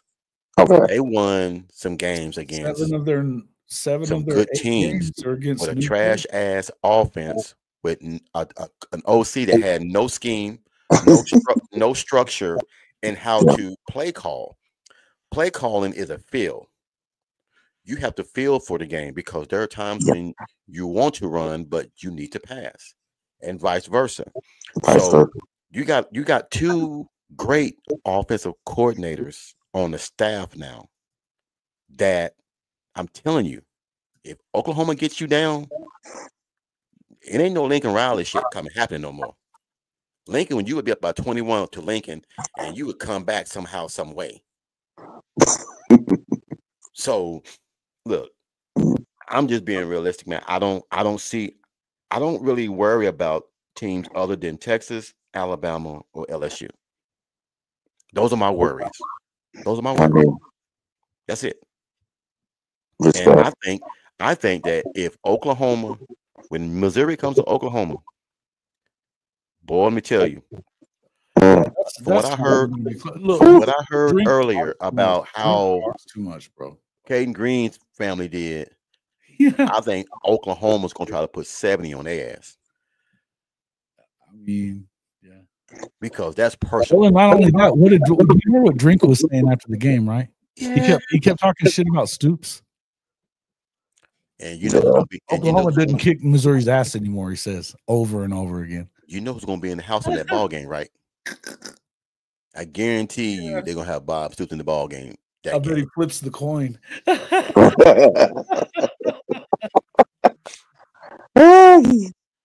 Yes, Kimberly K. That is absolutely correct. Oklahoma made a comeback at Tennessee with Mayfield. Not saying it's not difficult. I'm saying Oklahoma has done it.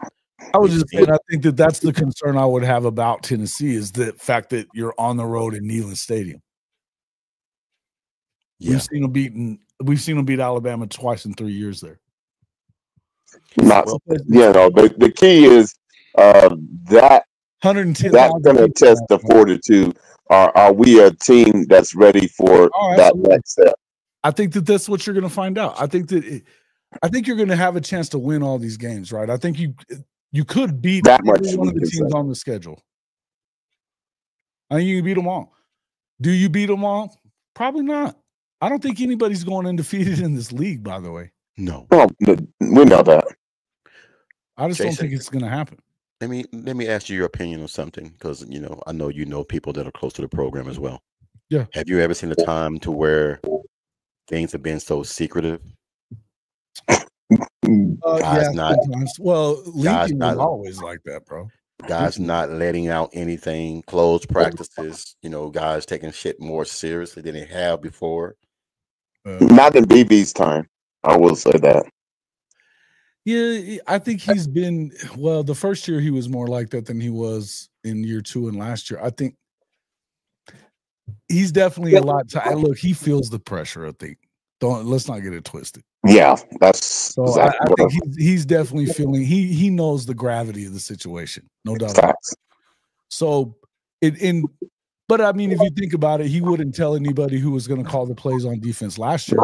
I don't think he ever said it. Right? He kept saying, well, they can keep thinking about it.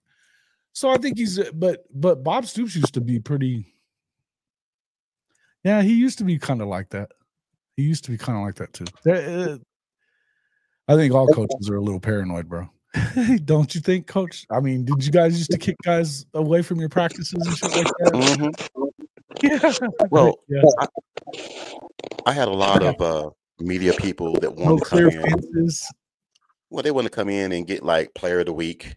I had a running back that might have been player of the week or a quarterback that does something. They want to come in and disrupt practice. And I always told them there's a time and place for that shit. Not doing practice. You have all this time to come get him, but not doing practice.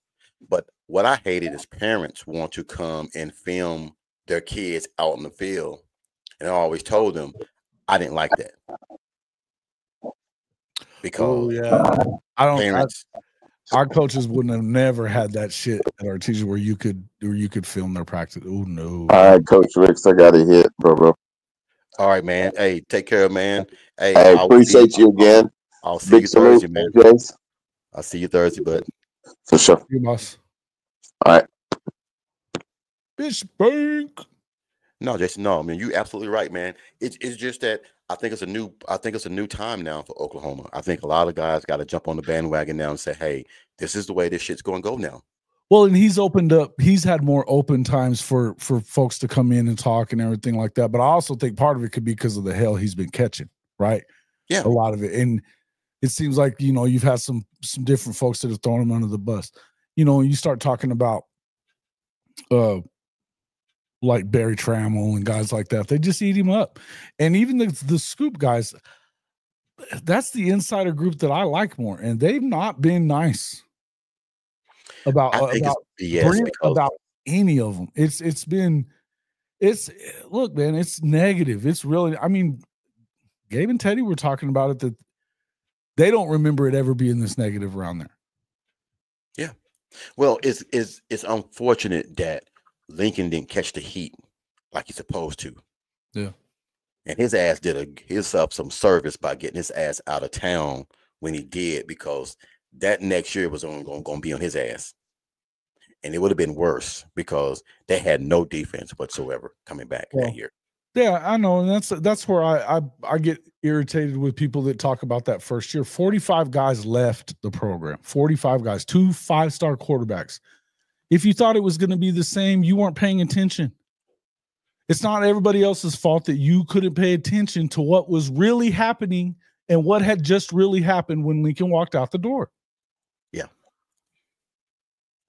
If you didn't know, you were dumb. You were a casual at best. Not dumb, maybe, but casual. You weren't paying, and you didn't hear him when he said, look, did you shut me down, bro? No, I was trying to figure out what the hell happened. It just glitched. You weren't listening to him when he said, we're going to tear it back to the studs. And I've said this a bunch of times. It had to get broke all the way. Yeah. I don't think that you can blame whatever you want to on. I don't care at this point. You can blame whatever you want to on Venables at this point.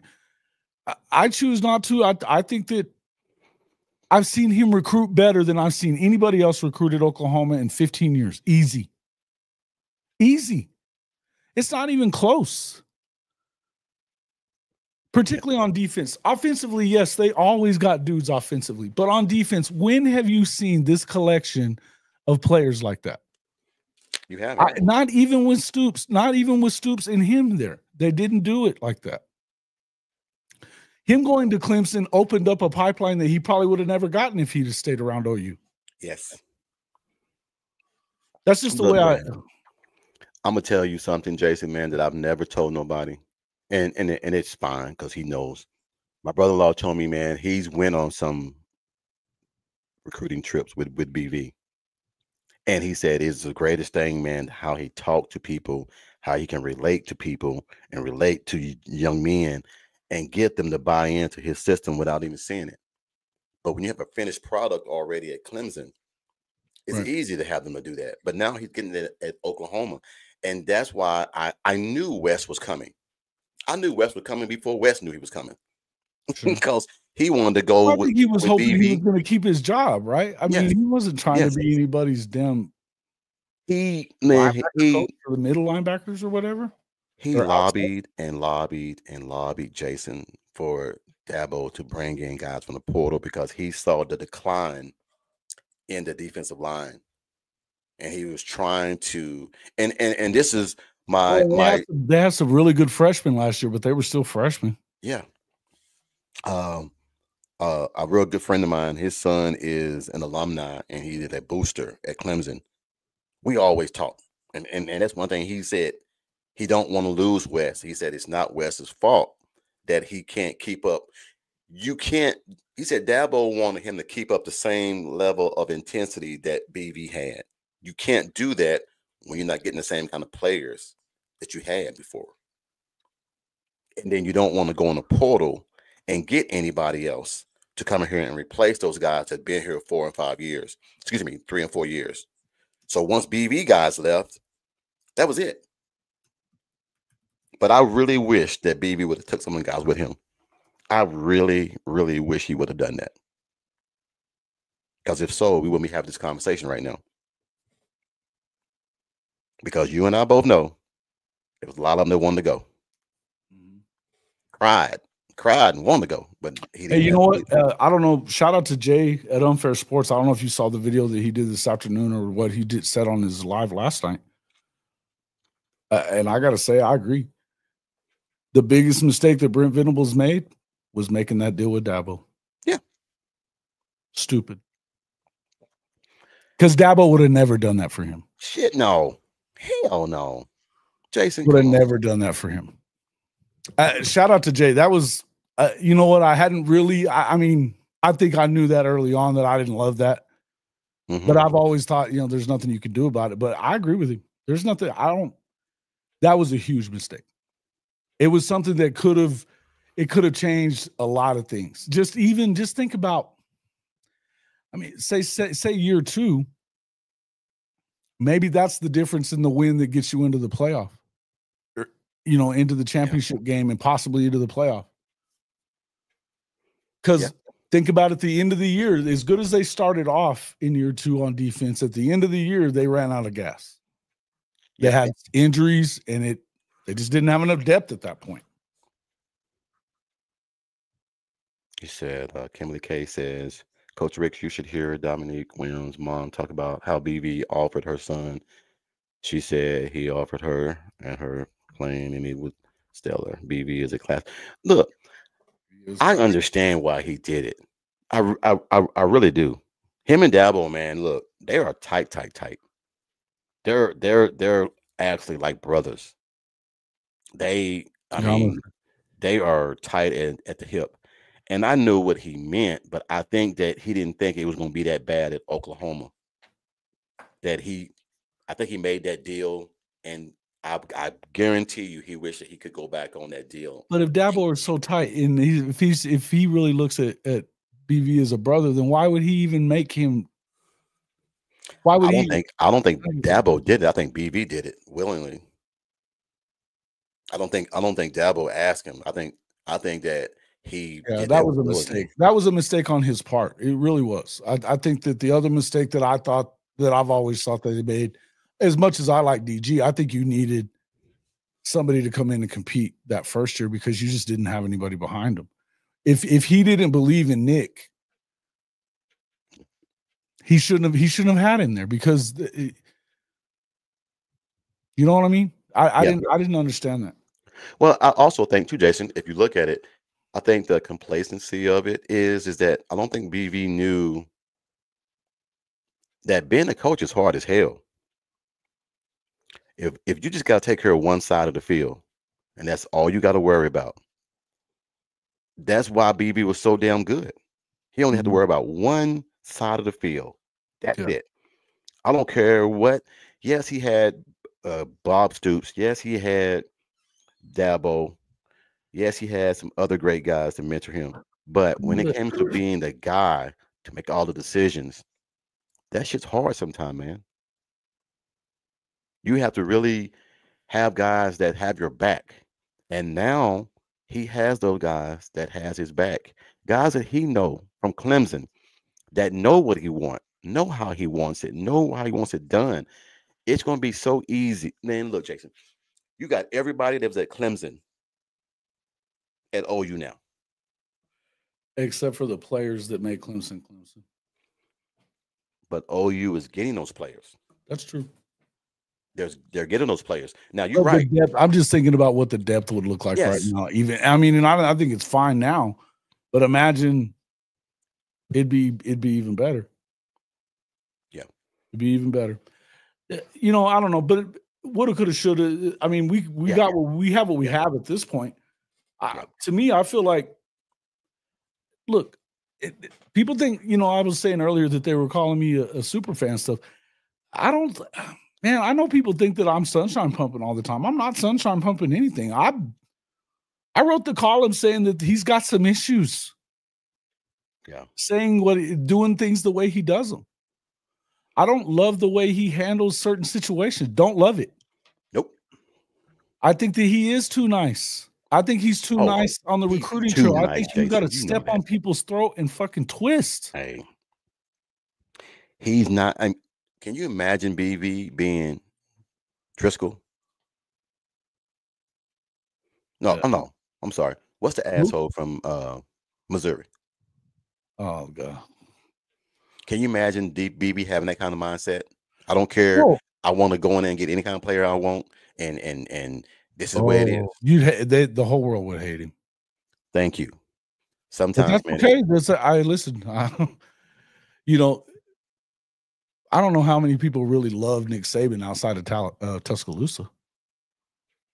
Well, you know, there's respect for him, and you want something from him or whatever. You respect him. True.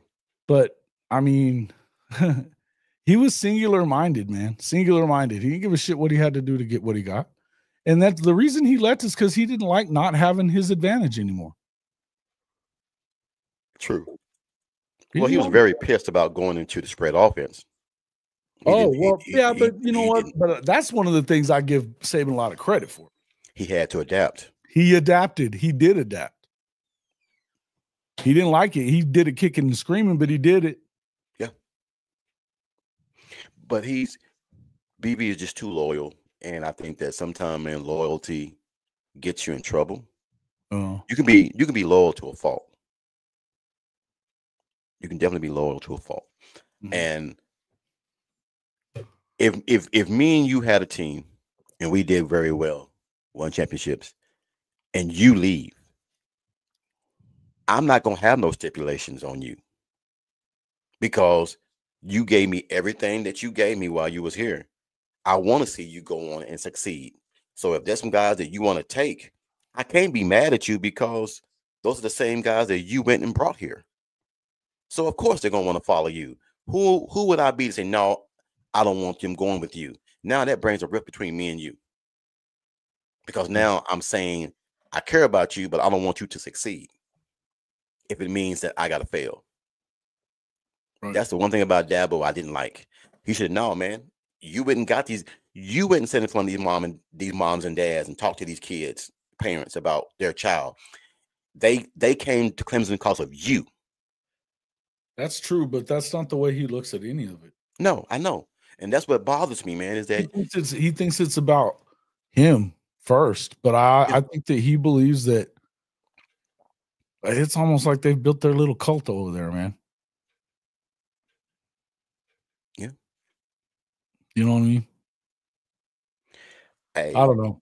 I just say that I think I'm not giving up on BV yet. That's the thing. The point I'm making is I'm not giving up on him yet. I don't know. I think that we need to see some things this year. And I think that, look, you're playing 6 out of the 8 opponents in the SEC have brand new quarterbacks. First year guys. It's your opportunity, right? Yep. You got to go?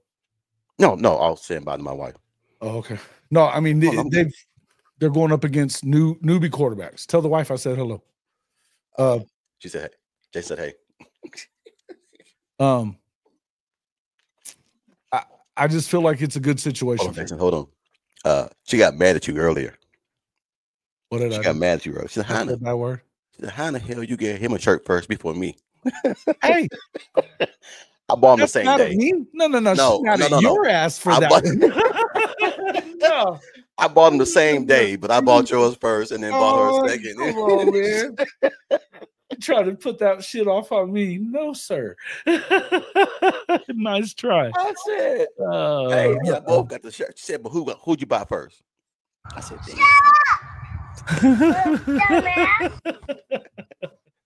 She laughing. Nice try. I mean, it wouldn't. I mean, hey, to be honest, Kim McKay was the first one. Kim McKay got the first shirt, so I mean, that's awesome, man. I appreciate that. I'm already in the doghouse already, anyways. So it really don't matter. She said, "So some woman got right into that shit, huh?" Dude, it was funny as hell, man. But anyway, all right, back to what you're saying. I don't even know what we were talking about. Clemson, I'm dumbfounded at the moment. Dabo, Clemson. Yeah, I don't. They kind of got their own little cult thing going. But what I'm saying is, I'm not ready to give up on BV. I think that's where I was talking about. Yeah, I think that what they've done, you're not seeing as many dudes leaving in the portal. You're not. And they talked about, you're hearing people saying, well, 26 guys left in the portal. That's what they were saying on 247 earlier. Yeah. They sent those dudes away. And nobody's talking about all the guys that are leaving in the portal from everywhere because you have to get your numbers down. Yeah. You don't get to keep all those damn walk-ons anymore. And at Oklahoma, for sure, you had to get rid. Look, not everybody can just afford to be paying guys upwards of $1 million or $500,000 to sit on the bench and not play ever. Yeah. Well, the one thing that's going to bite Dabo in the ass and everything is that nobody has left Clemson yet. But so you have until when? July when? 1st? June 1st? Well, they'll have 2 weeks after spring, I think is what it is. So I haven't seen nobody. Something like that. I don't remember exactly what it is, but it's a short time. So I haven't seen nobody leave Clemson yet from the account I have there. And I asked my brother-in-law, I'd have to check with the AD and the board of directors and everything. And there's a list of players that entered the portal. I haven't seen nobody. So are they going to wait till the spring to go in the portal or what?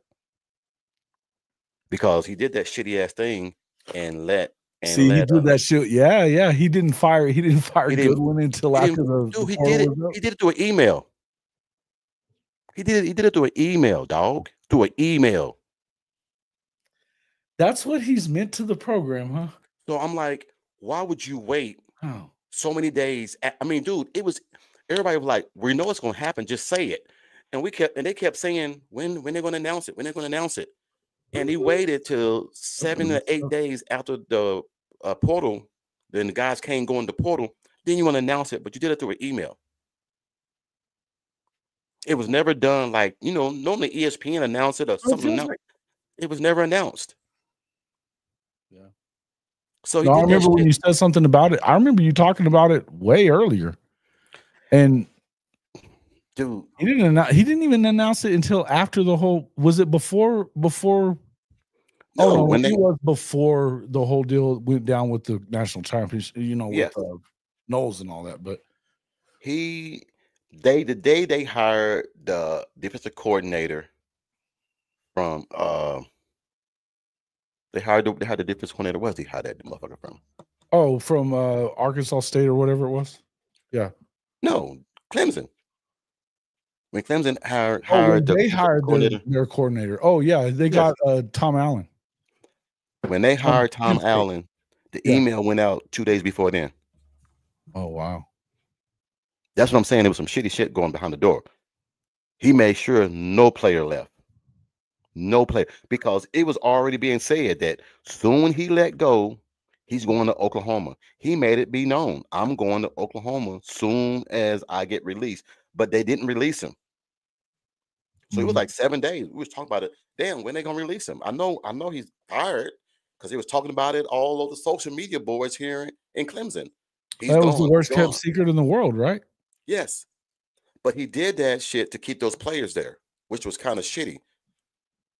So, look, he may have all the love and everything, man, for Dabo. I don't like shit like that. I don't want to keep nobody hostage. If you don't want to be here, I don't want you here. Yeah. So, anyway, boy, we done got so far off this damn schedule. Yeah, look, they're asking me about the So High hat, Southern Highlands. That's where my son's at, caddying, guys. It's not me being so high. I thought about that the other day. The Jamaican color. The Jamaican color. Southern Highlands is a pretty rich club there in Vegas. It's out where like Floyd Mayweather lives out in that area and all that stuff. Well, congratulations, man. Hey, pretty cool. When we gonna go take off? It's a pretty badass golf course, bro. No, that's what I said. When we going? Let's go. Shit, man, I'm ready when you are. Hey, man, look, Vegas. Look, my short game is terrible. It's trash. My short game is trash. That's really the one that matters. That's the game that matters. Dude, look, I try to play with some of these guys, man, but they go and they drink more than they play. Oh yeah, and I just can't do that. The best drinking game in the world, though. That's for sure. Dude, no, man. But it'll be. I've seen dudes. Well, I've been this dude that you can't even stand up to damn hit the ball by the time you get done with the. Dude, we get to the back nine. My buddy Gunderson and me used to do that. I couldn't keep up with his ass, man. We get to the back nine, man. Everybody passing out. People behind us like, hey, y'all hurry up. We just like, fuck y'all, go around. we just I mean, but it's guys. I got so used to playing with the kids and stuff growing up and just I've never been that dude. Like some people don't ever want to let you go through. You know what I mean? Yeah. I'm the guy's like, I don't want to feel pushed. I don't want to feel like we're in your way. Unless we're backed up all the way up the course, I'll let you through. Well, I love to play, man, but I like to play just on my own because I don't like. I mean, because it's very peaceful. I mean, it's very therapeutic for me. I love playing golf, man. So I never thought I would get the hang of it. It's a great game that you can play for your whole life. Man, look, I told myself that when I retire, that's gonna be my sport. Yeah. Because there's like 9 golf courses. Matter of fact, there's one up the street from here. I can go play, but I just can't see spending $250 just to play 9 holes. Ooh. Oh, it's beautiful green, man. What is it though? Quail Hollow. Yeah, so you got to pay some money. I played Torrey Pines a couple of times. Pretty badass. Southern Hills. I haven't been there yet. Very nice. Ever been to? I haven't gotten to play Southern Hills. I hear all kinds of really good things about it. It's in Tulsa, right? The U.S. Open course. Yeah. Well, see, Quail Hollows, man, you got it's $1,000 a month for the membership. That's really not that bad, probably. Yeah, but if you live in that neighborhood, if you don't live in that neighborhood, you're talking about $10,000. So when CJ first started caddying, he was at UNLV still, and he was doing a internship in Colorado.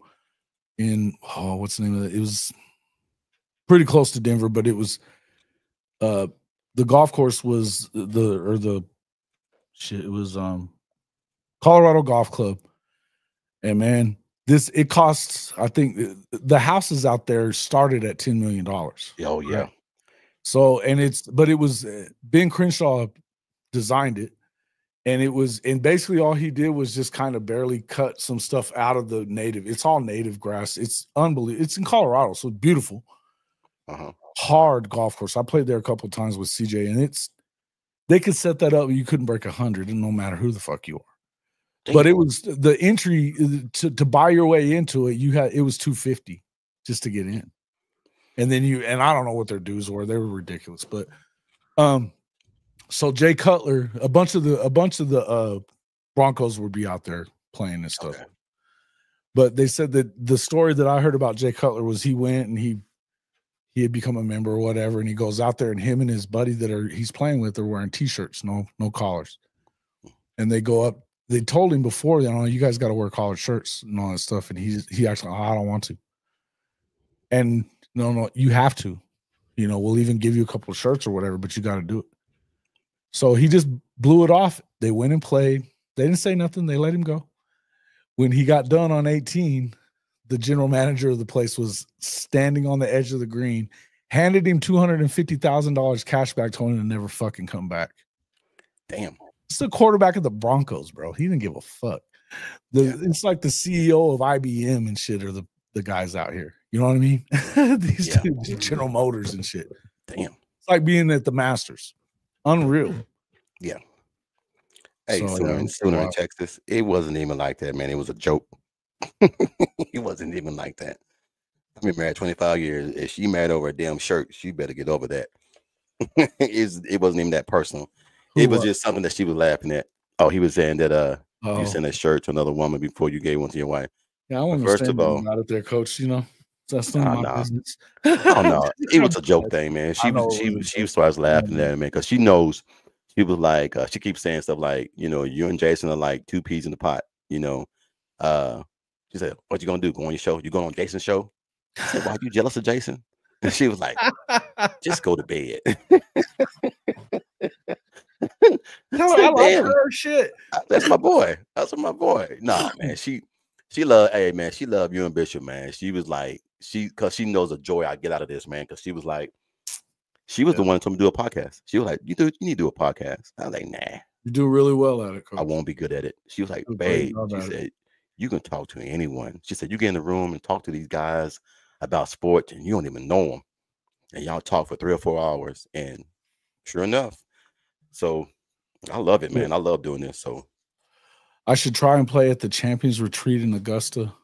Is that at Augusta? Not at Augusta, but the amateur tournament. So I got to play. So when I was covering the PGA Tour, I covered the Masters once, and I would have gotten to play. I won the lottery to play on Monday, but I had to come home.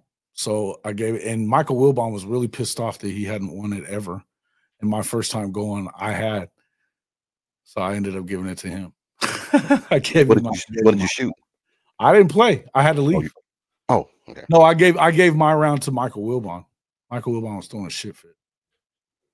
I was hoping it would help me get to ESPN. It didn't work. Oh man, look, I got a female friend of mine, man. I work at the Y, named Reagan. Reagan, man, covers all the women's NCAA tournaments. She's the sports director and everything of all the women direct for ESPN. And dude, she started at a lowly YMCA as a YMCA sports director. Yeah. And she moved up. Now she's the big wig at ESPN. So I saw her a few months ago and she was like, "Hey, coach," I said, "What's going on?" I said, "Where you at now?" She said, "Oh, I'm at ESPN." I said, "What?" She said, "Yeah, I'm at ESPN." I was like, "Doing what?" She said, "I'm over all the women NCAA tournaments."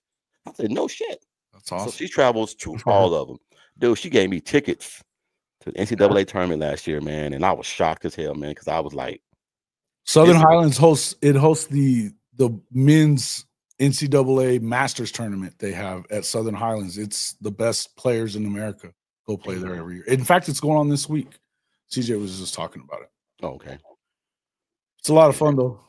A lot of fun. I love it. I was covering the tour for 2 years, and it was the first year wasn't all the time, and then the second year wasn't really all the time. I was still in Midland, Texas, but I was supposed to get the PGA Tour writing job in Houston, and it's a long story, but I didn't. And that's when I ended up. I quit working there in Midland, and I started doing more. I was freelancing, but still for Hearst Media, and I did that for 3 years. So, which was cool because I just covered I covered college football and basketball. But you travel much during that time? Oh yeah, that's all I did. So you pretty much chill now. You don't travel that much now, do you? No, I love to travel. I'm shit. That's what I wanted. This is how I wanted. This is where I want to take the You thing want to we do. You talked want about. to. You want to travel. Oh man, you know what? And I think doing it in hotels was cool and all. I think doing it like what we're talking about doing and Yeah. getting tour bus type of deal and Yeah. building the studio into one of them, and I think that's what I want to do. This new job I got, man, it's pretty much Because I putting want to in talk line and to be do that. around people for a couple of days, not just be for the game, right? Yeah. Yeah. You get entertainment out of that, man. I asked Reagan how does she get into that, and she just said being around people, being around the right people at the right time. Well, and she obviously did a really good job covering the game. One of the things that I realized real early on in my writing career was that, man, people watch the game. You got to tell them a story that they didn't hear about or they didn't know about. Yeah. And I learned, and of course, I got to give a lot of credit for that to like Buster Olney. He's an unbelievable writer. Unbelievable. And he talked about beat writing and just how you save certain things. You find out things about people. You talk to them separately from everybody else and stuff. And so you'll learn the true. You'll learn more about a person privately. Well, yeah, and you tell stories that they wouldn't have heard. Like, I think one of the ones I won a lot of awards for this one. It was about a golfer, but he was a kid in Midland, Texas. He was a high school kid, and he had been trying to get to the state tournament, which is a tough thing to do in Texas. He was the best golfer on his team, but his team wasn't good. That's how CJ was in Vegas. He was really good, but his team wasn't. So you can go as a member of a team, but all the team has to be pretty good. Yeah. CJ was struggling to get to the state tournament because of the fact that it was just him.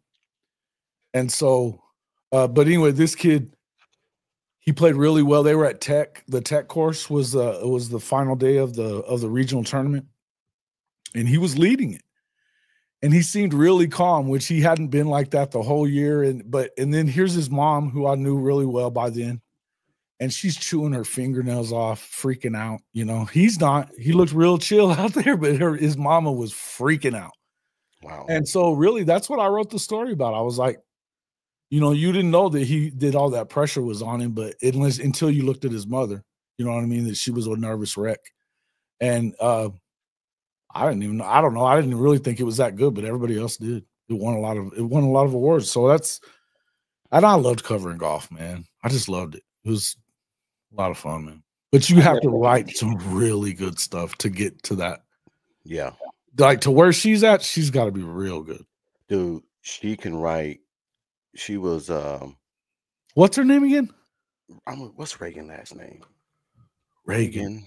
Let me pull up her, because I used to work with her. Reagan. And she played, I guess, somewhere? No, man, she didn't play no sports whatsoever. Wow. No sport. I mean, like I said, she was just a sports director at the YMCA, man. Okay. Over in Ballantyne, North Carolina and everything, man. And then one summer, man, but she was going to college at the same point in time. She was working at the Y. And then like the next summer I came back, I asked her where she's at. She said, I got to go to South Carolina. I said, for what? She said, I'm covering the women's national championship. I said, oh, shit. So she was a communications. Yes. Awesome. Yeah, that's what I got. So let me see. Let me pull her up and everything, man. Like I said, she's a big wig. So are we going to talk about where they finish? What's your final record for them in the season next year? Honestly, man, I got Oklahoma, man, 10-2. Okay. I really do. I got them 10-2. The game that scares me, man, is Alabama and LSU. That's really the one that scares me. Both of those for me too. I think LSU, but here's the thing about LSU, man. And with us getting back on that, do we really think that Brian Kelly can get it done 2 years in a row? Well, he didn't do anything last year. Oh, you mean beat Oklahoma? Yeah. I don't know. We haven't seen him put it together at LSU, man. I don't know that he fits as well. You get his team to the SEC championship game. Well, that was the first year, so he's 2 years removed from that. Okay. I don't think that Brian Kelly's. People are acting like Brian Kelly just had the talent that was there. I don't really think that. There's that recruits itself down there. I don't think that. I think it's a different deal than what it is pretty much anywhere else. I think it recruits itself. Okay. Well, I think they'd lose to Bama. I think they might lose to LSU. I could see. I mean, there's a couple of other games I could see them possibly losing. I could see them possibly winning them too. I think that I'm gonna. Right now, I'm not ready to say they're winning 10 yet. I need to see it first. I need to see them put it on the field. I need to see them put it on the field before I can fully say, yeah, this is a playoff team. I think it should be a playoff team. The reason I say 10 is 7 teams are going to have new quarterbacks. Yeah.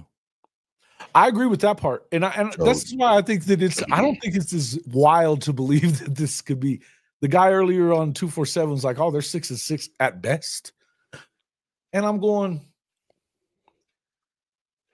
Is there this stigma about Oklahoma? That's the best they can do in the SEC. They don't have talent there. They really believe that there's. I think my show the other night. I don't think that Raw completely thinks they suck. I don't think he thinks they're as good as we know they are. Yeah, and not for nothing. And listen, you know what I think about these receivers. I'm good with it. I think I don't give a shit that they played it at FCS or, G5 or whatever like that. Contez Lewis did play at Wisconsin and was doing well there. By the way, he's going to be a problem. Oh, dude, they said that he's testing through the roof on everything. He's going to be a problem. He's a dog. That's one thing that Satania always talks about. I've heard Satania talking about Giovanni being like Satania's like, dude, I like Giovanni. Dude, Cortez Lewis. It's going to be the problem. I think he's the X factor. Look, I still think Jaden Gibson and Burks could be huge this year. He back in here again. I don't know how he is. I thought you booted him. He came back in somebody else, man. I don't know, man. I'm just going to. It is. Hey, look, man, it doesn't matter what he thinks. Look, there's. I don't think it's as wild as people think because, again, you're just assuming that you guys are just reloading and going right back to it. Yeah. Just assuming that Texas is just, it's just the status quo here. You've done it twice in like 15 years. So I don't even know what we're talking about anymore. Yeah. So, yeah. And I think that it sets up I think it sets up pretty well. Look, I think Tennessee could be a tougher game than people think because of the fact that it's there. And I honestly think that Nico's probably going to be better than he was a year ago. I don't know what that equates to, though, because I don't know what they have as far as weapons are concerned. They lost their running back, their number one receiver. Actually, their top 2 or 3 receivers are gone. Yeah. Now, apparently, they've got one of these freshmen that everybody's in love with, but I don't see it, man. Well, I'll put you like this. A lot of people are going to be surprised at how things turn out this year. Mm-hmm. And they're going to be like, oh shit, this is what the OU fans were talking about. So this is why I'm gonna put them in 24 hours. They're not soft anymore at this point, though. That's the thing. They're not. If there was a softness to them, and I don't even know why you would say that about that Boise State team. That was Chris Peterson's Boise State. We're not talking about Brian Harsin or any of them guys. Chris Peterson was that guy. You know that? I mean, yeah. Look at it didn't take them long, man. It didn't take them long. Craig, yeah, Quail Hollow, I hear it. Dude, I'm trying to tell you. It looks unreal. It looks unreal. The one that I want to play in South Carolina, though, is the one that they had the open at a couple of years ago on the beach. What was that? That's out there at damn it, why am I forgetting it? Hold on. You got me crazy now. Isn't it the one that they played on Bagger Vance? That was the golf course yes. The island, Crew Island or whatever it was called. I got you right now. I'm gonna figure it out because there's so many of them. It's not the one in Myrtle Beach, is it? No, it was. It's called. Craig, help us with that one. It's shit. They played the U.S. Open there just a few years back, Litchfield? and that's the one where Phil Mickelson won it. Litchfield? Uh-uh. It's not Litchfield. All right. It's Cobblestone. No. Watch. U.S. Open, Phil Mickelson. Look that up. That's what you gotta look up.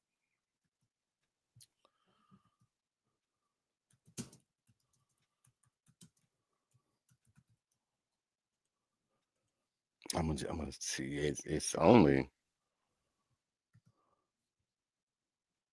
Charleston. It is Kiwa Island. Kiwa Island, yes. That's what it is. Yep. Kiwa. Okay. Kiwa Island. Yes. Dude, that's the best. Whew. If you can get out there, you got it made. I thought it was a public course. Shit, no, it ain't. Oh, okay. Well, then never mind. That's an ocean resort. And you got to I pay know, out there. I know. I've got a buddy of mine from the military. But I think he's in construction out there. He's kind of loaded. We could probably get on out there if I get up. You gotta pay to get out there.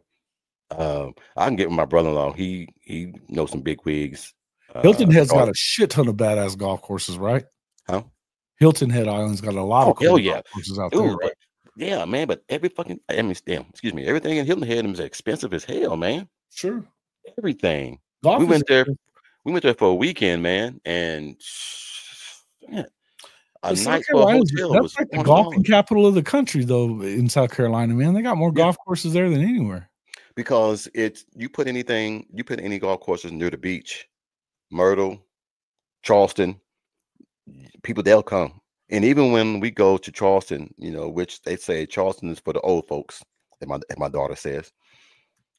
That's one thing I do is let my wife go and do her little mud baths and pampering spa, and I go play golf. You know what? Actually, and I need to check with it, but I've got a deal with Hilton where I was supposed to do like one of those timeshare. I don't know why I did. I used to sell timeshare, so I don't know how I'll get out of buying one and shit. But I've got one of those little mini vacs. I think I may use that for that week. You can use it there. Yeah, I may. You can if you got timeshare, you can use it anywhere. If you got timeshare, you can use it anywhere in South Carolina. Oh yeah, and especially with Hilton one. I don't have the timeshare. It's just it's to try to. They want me to buy one. I'm sure. But what we should do. And I even told them, I said, man, y'all don't want me on one of them tours, man. I used to have those tours. I used to carry them tours and sell them. No, I don't want me on that. But Amy would usually lay down. Amy would go in there and tell them, look, we ain't gonna buy nothing. You know how many dudes used to tell me that shit, and I would sell their asses by the time it was all over with. Those they almost had us. We're gonna win. They almost had us. Mm-hmm. I got my dad though. My dad bought a timeshare, man. He had it for like 10, 15 years. It's just a cheap ass. That's what it is. I bet Mama wanted it, huh? No, I wanted it. Oh, there it is. Yeah, okay. I wanted it because of the golf. That'd be a huge No. Look, because I could lease it out because it was 2 minutes from the course. Sometimes you can do that. They don't. So I could lease it out on the open dates. On the open dates that it gave me. So I could charge whatever I want to charge because if I have a timeshare out there, I can play free golf. Yeah, I don't know that that's really the case. That's generally he's heating it up for you. No, he told me, he was like, I get 10 free visits a year. Oh, that's cool. 10 free a year. They do have places that have day use and stuff like that, especially if you live in the area. Yeah, I can see that. So Bob's talking about OU needs to not go on the receivers before the game starts. Now, look, man, I don't know that that's the case in this situation, but I know what you're talking about. Yeah, I know what you're saying. And I don't want them. And we talked about this. That was one of the other things that we've talked about a lot the last few weeks, right? You got to be careful. I think there's a line, and it's a blurry line, but I think you got to be really careful with how far you go with it. Now, not everybody agrees with me on that. Yeah. I think that you need to back off of them a little bit. I think you start off tough and then you need to back off of them. Look, to win an Natty, you're going to play 16 games or 17 games if we go to this 16. The skill set that most of these guys got, Jason, it took to get them here. So, Hey, man! It ain't. Listen. There's it a ain't reason why I'll be honest with you. I believe in timeshare if you're going to use it right. Yes. And the reason that I wasn't probably as successful at that as a lot of guys are is because I wasn't one of those. I'm going to lie to you dudes. Can't do it. Yeah. Well, I'm never going to lie to somebody to get something. Man, that's a lot of money they're spending for you to be bullshit. Yeah, buddy. You know what I mean? Now, I sold it on the value of taking your family. You know, taking the value of taking your family on vacations. A lot of people don't do that enough. I'm learning how to do that right now, man. It's important, man. Just to be honest, that's where I kind of started building a relationship with God and doing some stuff like that. Was at that time. It was kind of wild because, I've always believed in God, but there was a time that we didn't have a great relationship and things like that. It kind of changed my perspective because you saw people that, you kind of, they call you a vacation counselor, but really you're trying to counsel people on keeping their shit together. A lot of times. Yeah. It was because you don't know, why are you not taking your wife on vacation?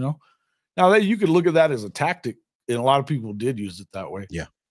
Yeah. But, to me, you kind of start realizing when you're looking and it makes you realize when you go, you need to take care of yours too. You know what I mean? So it's like, well, we used to travel a lot because Jasmine traveled softball, basketball, Leisha traveled. That's what we did too. Baseball, it was always centered around sports with the kids. Yeah. I don't know how many years we was in freaking Pigeon Forge at World Series and here and there, and then going down to Florida and then going to Charleston and then going. So it was so much traveling. That's expensive as shit right there too. Dude, every weekend we was somewhere. Every weekend. So I used to get punished for that. My mom was like, y'all travel too damn much. Y'all need to start saving y'all money. For what? Why? So I can take it with me? So now everybody's on your kids, and that's the memories. Those are the memories, right? Jason, you would be mad at me, man, because I just argued with my wife about 2 hours ago before I got on this podcast about not wanting to go to Florida to Disney World with my granddaughter. And then you better go in there and tell your wife you were way wrong. Before, no, what it is that this is the reason why. And I'll share with you because it's nothing bad. It's we want to pay off a lot more debt. We helped my daughter out. Listen, I get that part. So, but you know what? Yes, your granddaughters. Man, shut up. Let me finish first. You trying to get me in trouble. You better listen. You know me. I love my grandbaby more than anything in this world. So I'm good with that. But remember I told you tell them take her ass. No, listen. Remember when I told you my daughter stuff got stolen out of her storage? You were telling me about that, yeah. We spent $13,000 to help her get everything back. So we put ourselves in a bind. So I told my wife, hey, let's go to San Antonio to see my nephew Malik at UTSA. Well, no, we need to save money and start paying on this debt off. Cool. About 2 hours later, hey, we going to Florida to. I think, wait a minute, I thought we were supposed to pay debt off. Well, we can afford. I'm like, no, we're not gonna go. We're just gonna stay here and pay the debt off. So now I feel like an ass. Kimberly K, I'm not sharing. It's just open. It's just conversation, man. It's me and Jason. I don't care about you guys being here and hearing this stuff. It's family, man. We're talking family business. It's family business. What I think I might do is go in here and say, you know what? You really do only live once. Let's just go ahead and go with, because one thing I've learned, debt gonna always be there. Yeah, bro. Debt gonna always be there. And I can pay. Well, here's the thing. You can say, oh, we're gonna wait a few years till we pay off debt, but it's gonna be more expensive. Yeah. And there's always a reason to not do stuff, man. Yeah. You can always find a reason to not do it. Yeah. But that was just that all. That's all it was. I was just being petty. Yeah, and Sooner Cowboys, one of the things he's gotten right this year. Better listen to the boss. Come on, man. Dude, she's in my ass every day, man. I hate that. You pick your battles, bro. Most of the time, you're just gonna lose them. I love Amy, man, more than anything in this world, man. But sometimes, man, I just hate saying that I'm wrong. Oh, let me tell you. I hate it. I hate it, man. I'd be like, damn. But she know I love her more than anything in the world, man. And we got a perfect relationship. It's just that sometimes, man, I have my stupid moments to where I'm right and she's wrong, and then you know, it is what it is. There it is. Money comes and goes. Time only goes. Memories last. All right. I'm with you, Coach Rick. Thank you. Thank you, Center Cowboy. I appreciate that. But I think I'm wrong. Yeah, you're screwed. You're taking them. Anyway, man, I'm about to get up out of here, man. I gotta go in here and get ready to I did some steaks and I gotta go in here and make sure I get the steaks and the sides ready. I'm actually fixing to go grab something for us to throw down too. So. Kimberly K said, "You're wrong for not saying you're wrong, Coach." Kimberly K, I'm wrong. I mean, feel that's better. what's right about you, right? You feel better? Right about, we're always wrong. This was right about us, guys. We always screw it all up. Yeah. No, thanks man. for having me on, man. It was fun. We had a good time. Hey, man, I told you, man, whenever me and you on, man, I love, and look, it just flows. Yeah. We just gel and everything, man. But fun, man. This is still just fucking football, fellas. You know, I mean, we're still just talking about college football. At the end of the day, man, I had a guy I work with now that joined my podcast. So now I'm up to 266 now. I can't believe it. Come on. He told me, he said, man, I watched your show, man, one time, man. He said, I can tell you, people gravitate to you, man. He said, because you just have this general knowledge about yourself. And he said, and your ass no fucking football. He said, I didn't know anything about anything. He said, well, that's why I hang out with you, because at least you know what the hell you're talking about. He said, damn. He said he knows what that is. And the 12 personnel and 22. He said, I ain't heard that shit since I was in college. Yeah, I love talking ball like that too, where you get in the weeds and shit about, you know, into the minutia of it. You know what I mean? Yeah. And that's why my wife said, will you be great at the podcast? Because I never understood what my dad said. He said, boy, you got us at 11-1, Coach. Holy shit. Who's the one lost to, Mars? Yeah. As long as it ain't Texas. No way. He's been fighting. I always like Coach Wilson coming back. We love it, Daniel. We love it. Dude, hey. It's another. I think that's an underrated move. It's an underrated move. I may make a short video about it here in a little bit. Well, I'm gonna watch that, man. Be sure and send it to me, man. I'm gonna watch that because basketball season is over here next week. So I've been doing pretty much 10, 12 hours AAU tournaments and you're running it. No, it's your workout in this week, huh? Dude, it's Jason, man. It's killing me. I did it for 14 weeks straight. I'm done. I said after this, I told Amy after this year, I'm done officiating. It's just parents are just unbearable. Parents don't understand that their kids are trash. Every kid is not LeBron. Every kid is not Steph. Your kid is trash. Look. Oh yeah, that's trash. Now, hold on. Say it. I had a coach come to me after the ball game. He said, he said, Ref Wicks. He said, man, you had me dying laughing. He said, you put that guy in his place because I had the cops come on because the guy ran on the court after a call was made. And I was like, Jason, I mean, ran on the court. Like I turned around, he's in my face.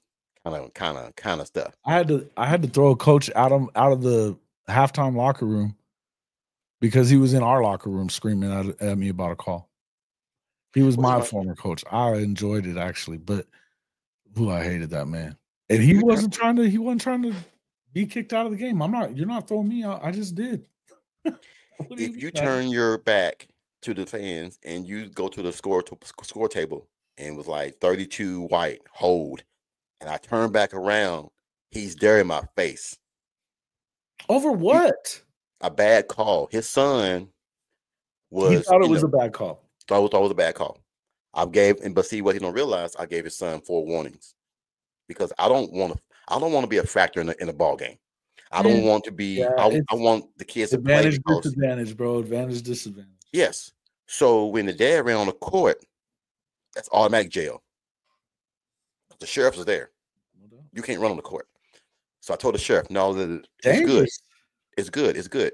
Just take him back to his seat. Yeah. Keep an eye on him. I ain't going no goddamn where. Cop said, okay. Next thing you know, he's like, next thing you know, he was like, take my keys home. Take my kids home. But Jason, I almost hit him. That's what made me nervous because when I turn around and you're in my face, it's kind of scared me a little bit because you was not there when I turned around. So, you know, you ran on the court and got in my face, I'll get ready to hit him. And they were like, thank God you didn't hit him because then it'd have been, you know, a whole new thing. So then it gets real. Yeah. So the cop told me, he was like, hey, you know, once you're on the court, it doesn't matter what you want no more. He going to jail. So I'm just done, man. I'm just tired of it. Oh, a lot of these parents, man, pay all this money for their kids to go out there. And the boy was good. He could shoot threes and everything, but couldn't dribble left hand. So that's why I say he was trash. Trash. And the other coach. Hey, but I mean, parents are the worst anyways. You know that. Well, they're the worst. There's just no two ways around it. They're the worst. You pay this money to have these kids in all these clinics and camps, but the kids don't want to play. I don't know how many kids I done saw that said, I don't want to play. Craig just said? Look at this.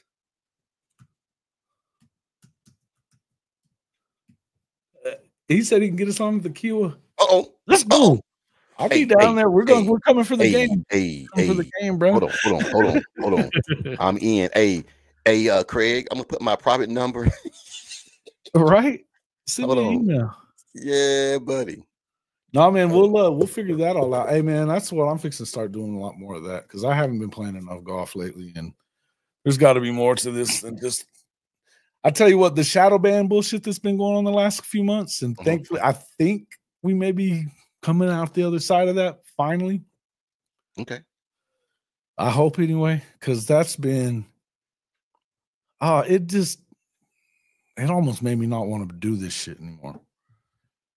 But it doesn't have to be that serious, you know. Hey, man, I definitely, we gotta get with you because if you can make that happen, I'm definitely going. I'm in, man. Shit, yeah. Let's do it. Say less. Because that's a day of relaxation for me. Hell yeah, man. I'm in. Let's go. All right, man. Well, hey, enjoy the rest of your evening. I'm gonna try to, man. Thank you, man, for jumping in, man.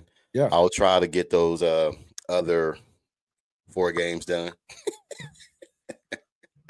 Sometime this week. I'll try to get it done and everything. But until then, man, enjoy yourself, man. Enjoy your night.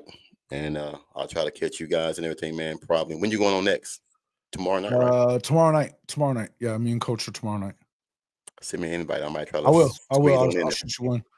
Everybody stay warm out there in Oklahoma. Don't. Hey, be safe, man. Hey, man. I heard it's going to be real bad tomorrow. Yeah. Be very careful out there. Stay warm, guys. All right. We'll see you guys tomorrow night. Hold on. I've been blessed to play some minor tour events. They're back. He's a golfer. This guy's a golfer. I knew it. I could tell. Yeah, my man. I love it. Get out there. Stuff, man. All right, bud. Take care, bud. Boomer Sooner. Boomer Sooner. Money, making good. My money need a loan. I'm just getting money. I'm just getting money. Money making good. My money need a loan. I'm just getting money. I'm just getting money.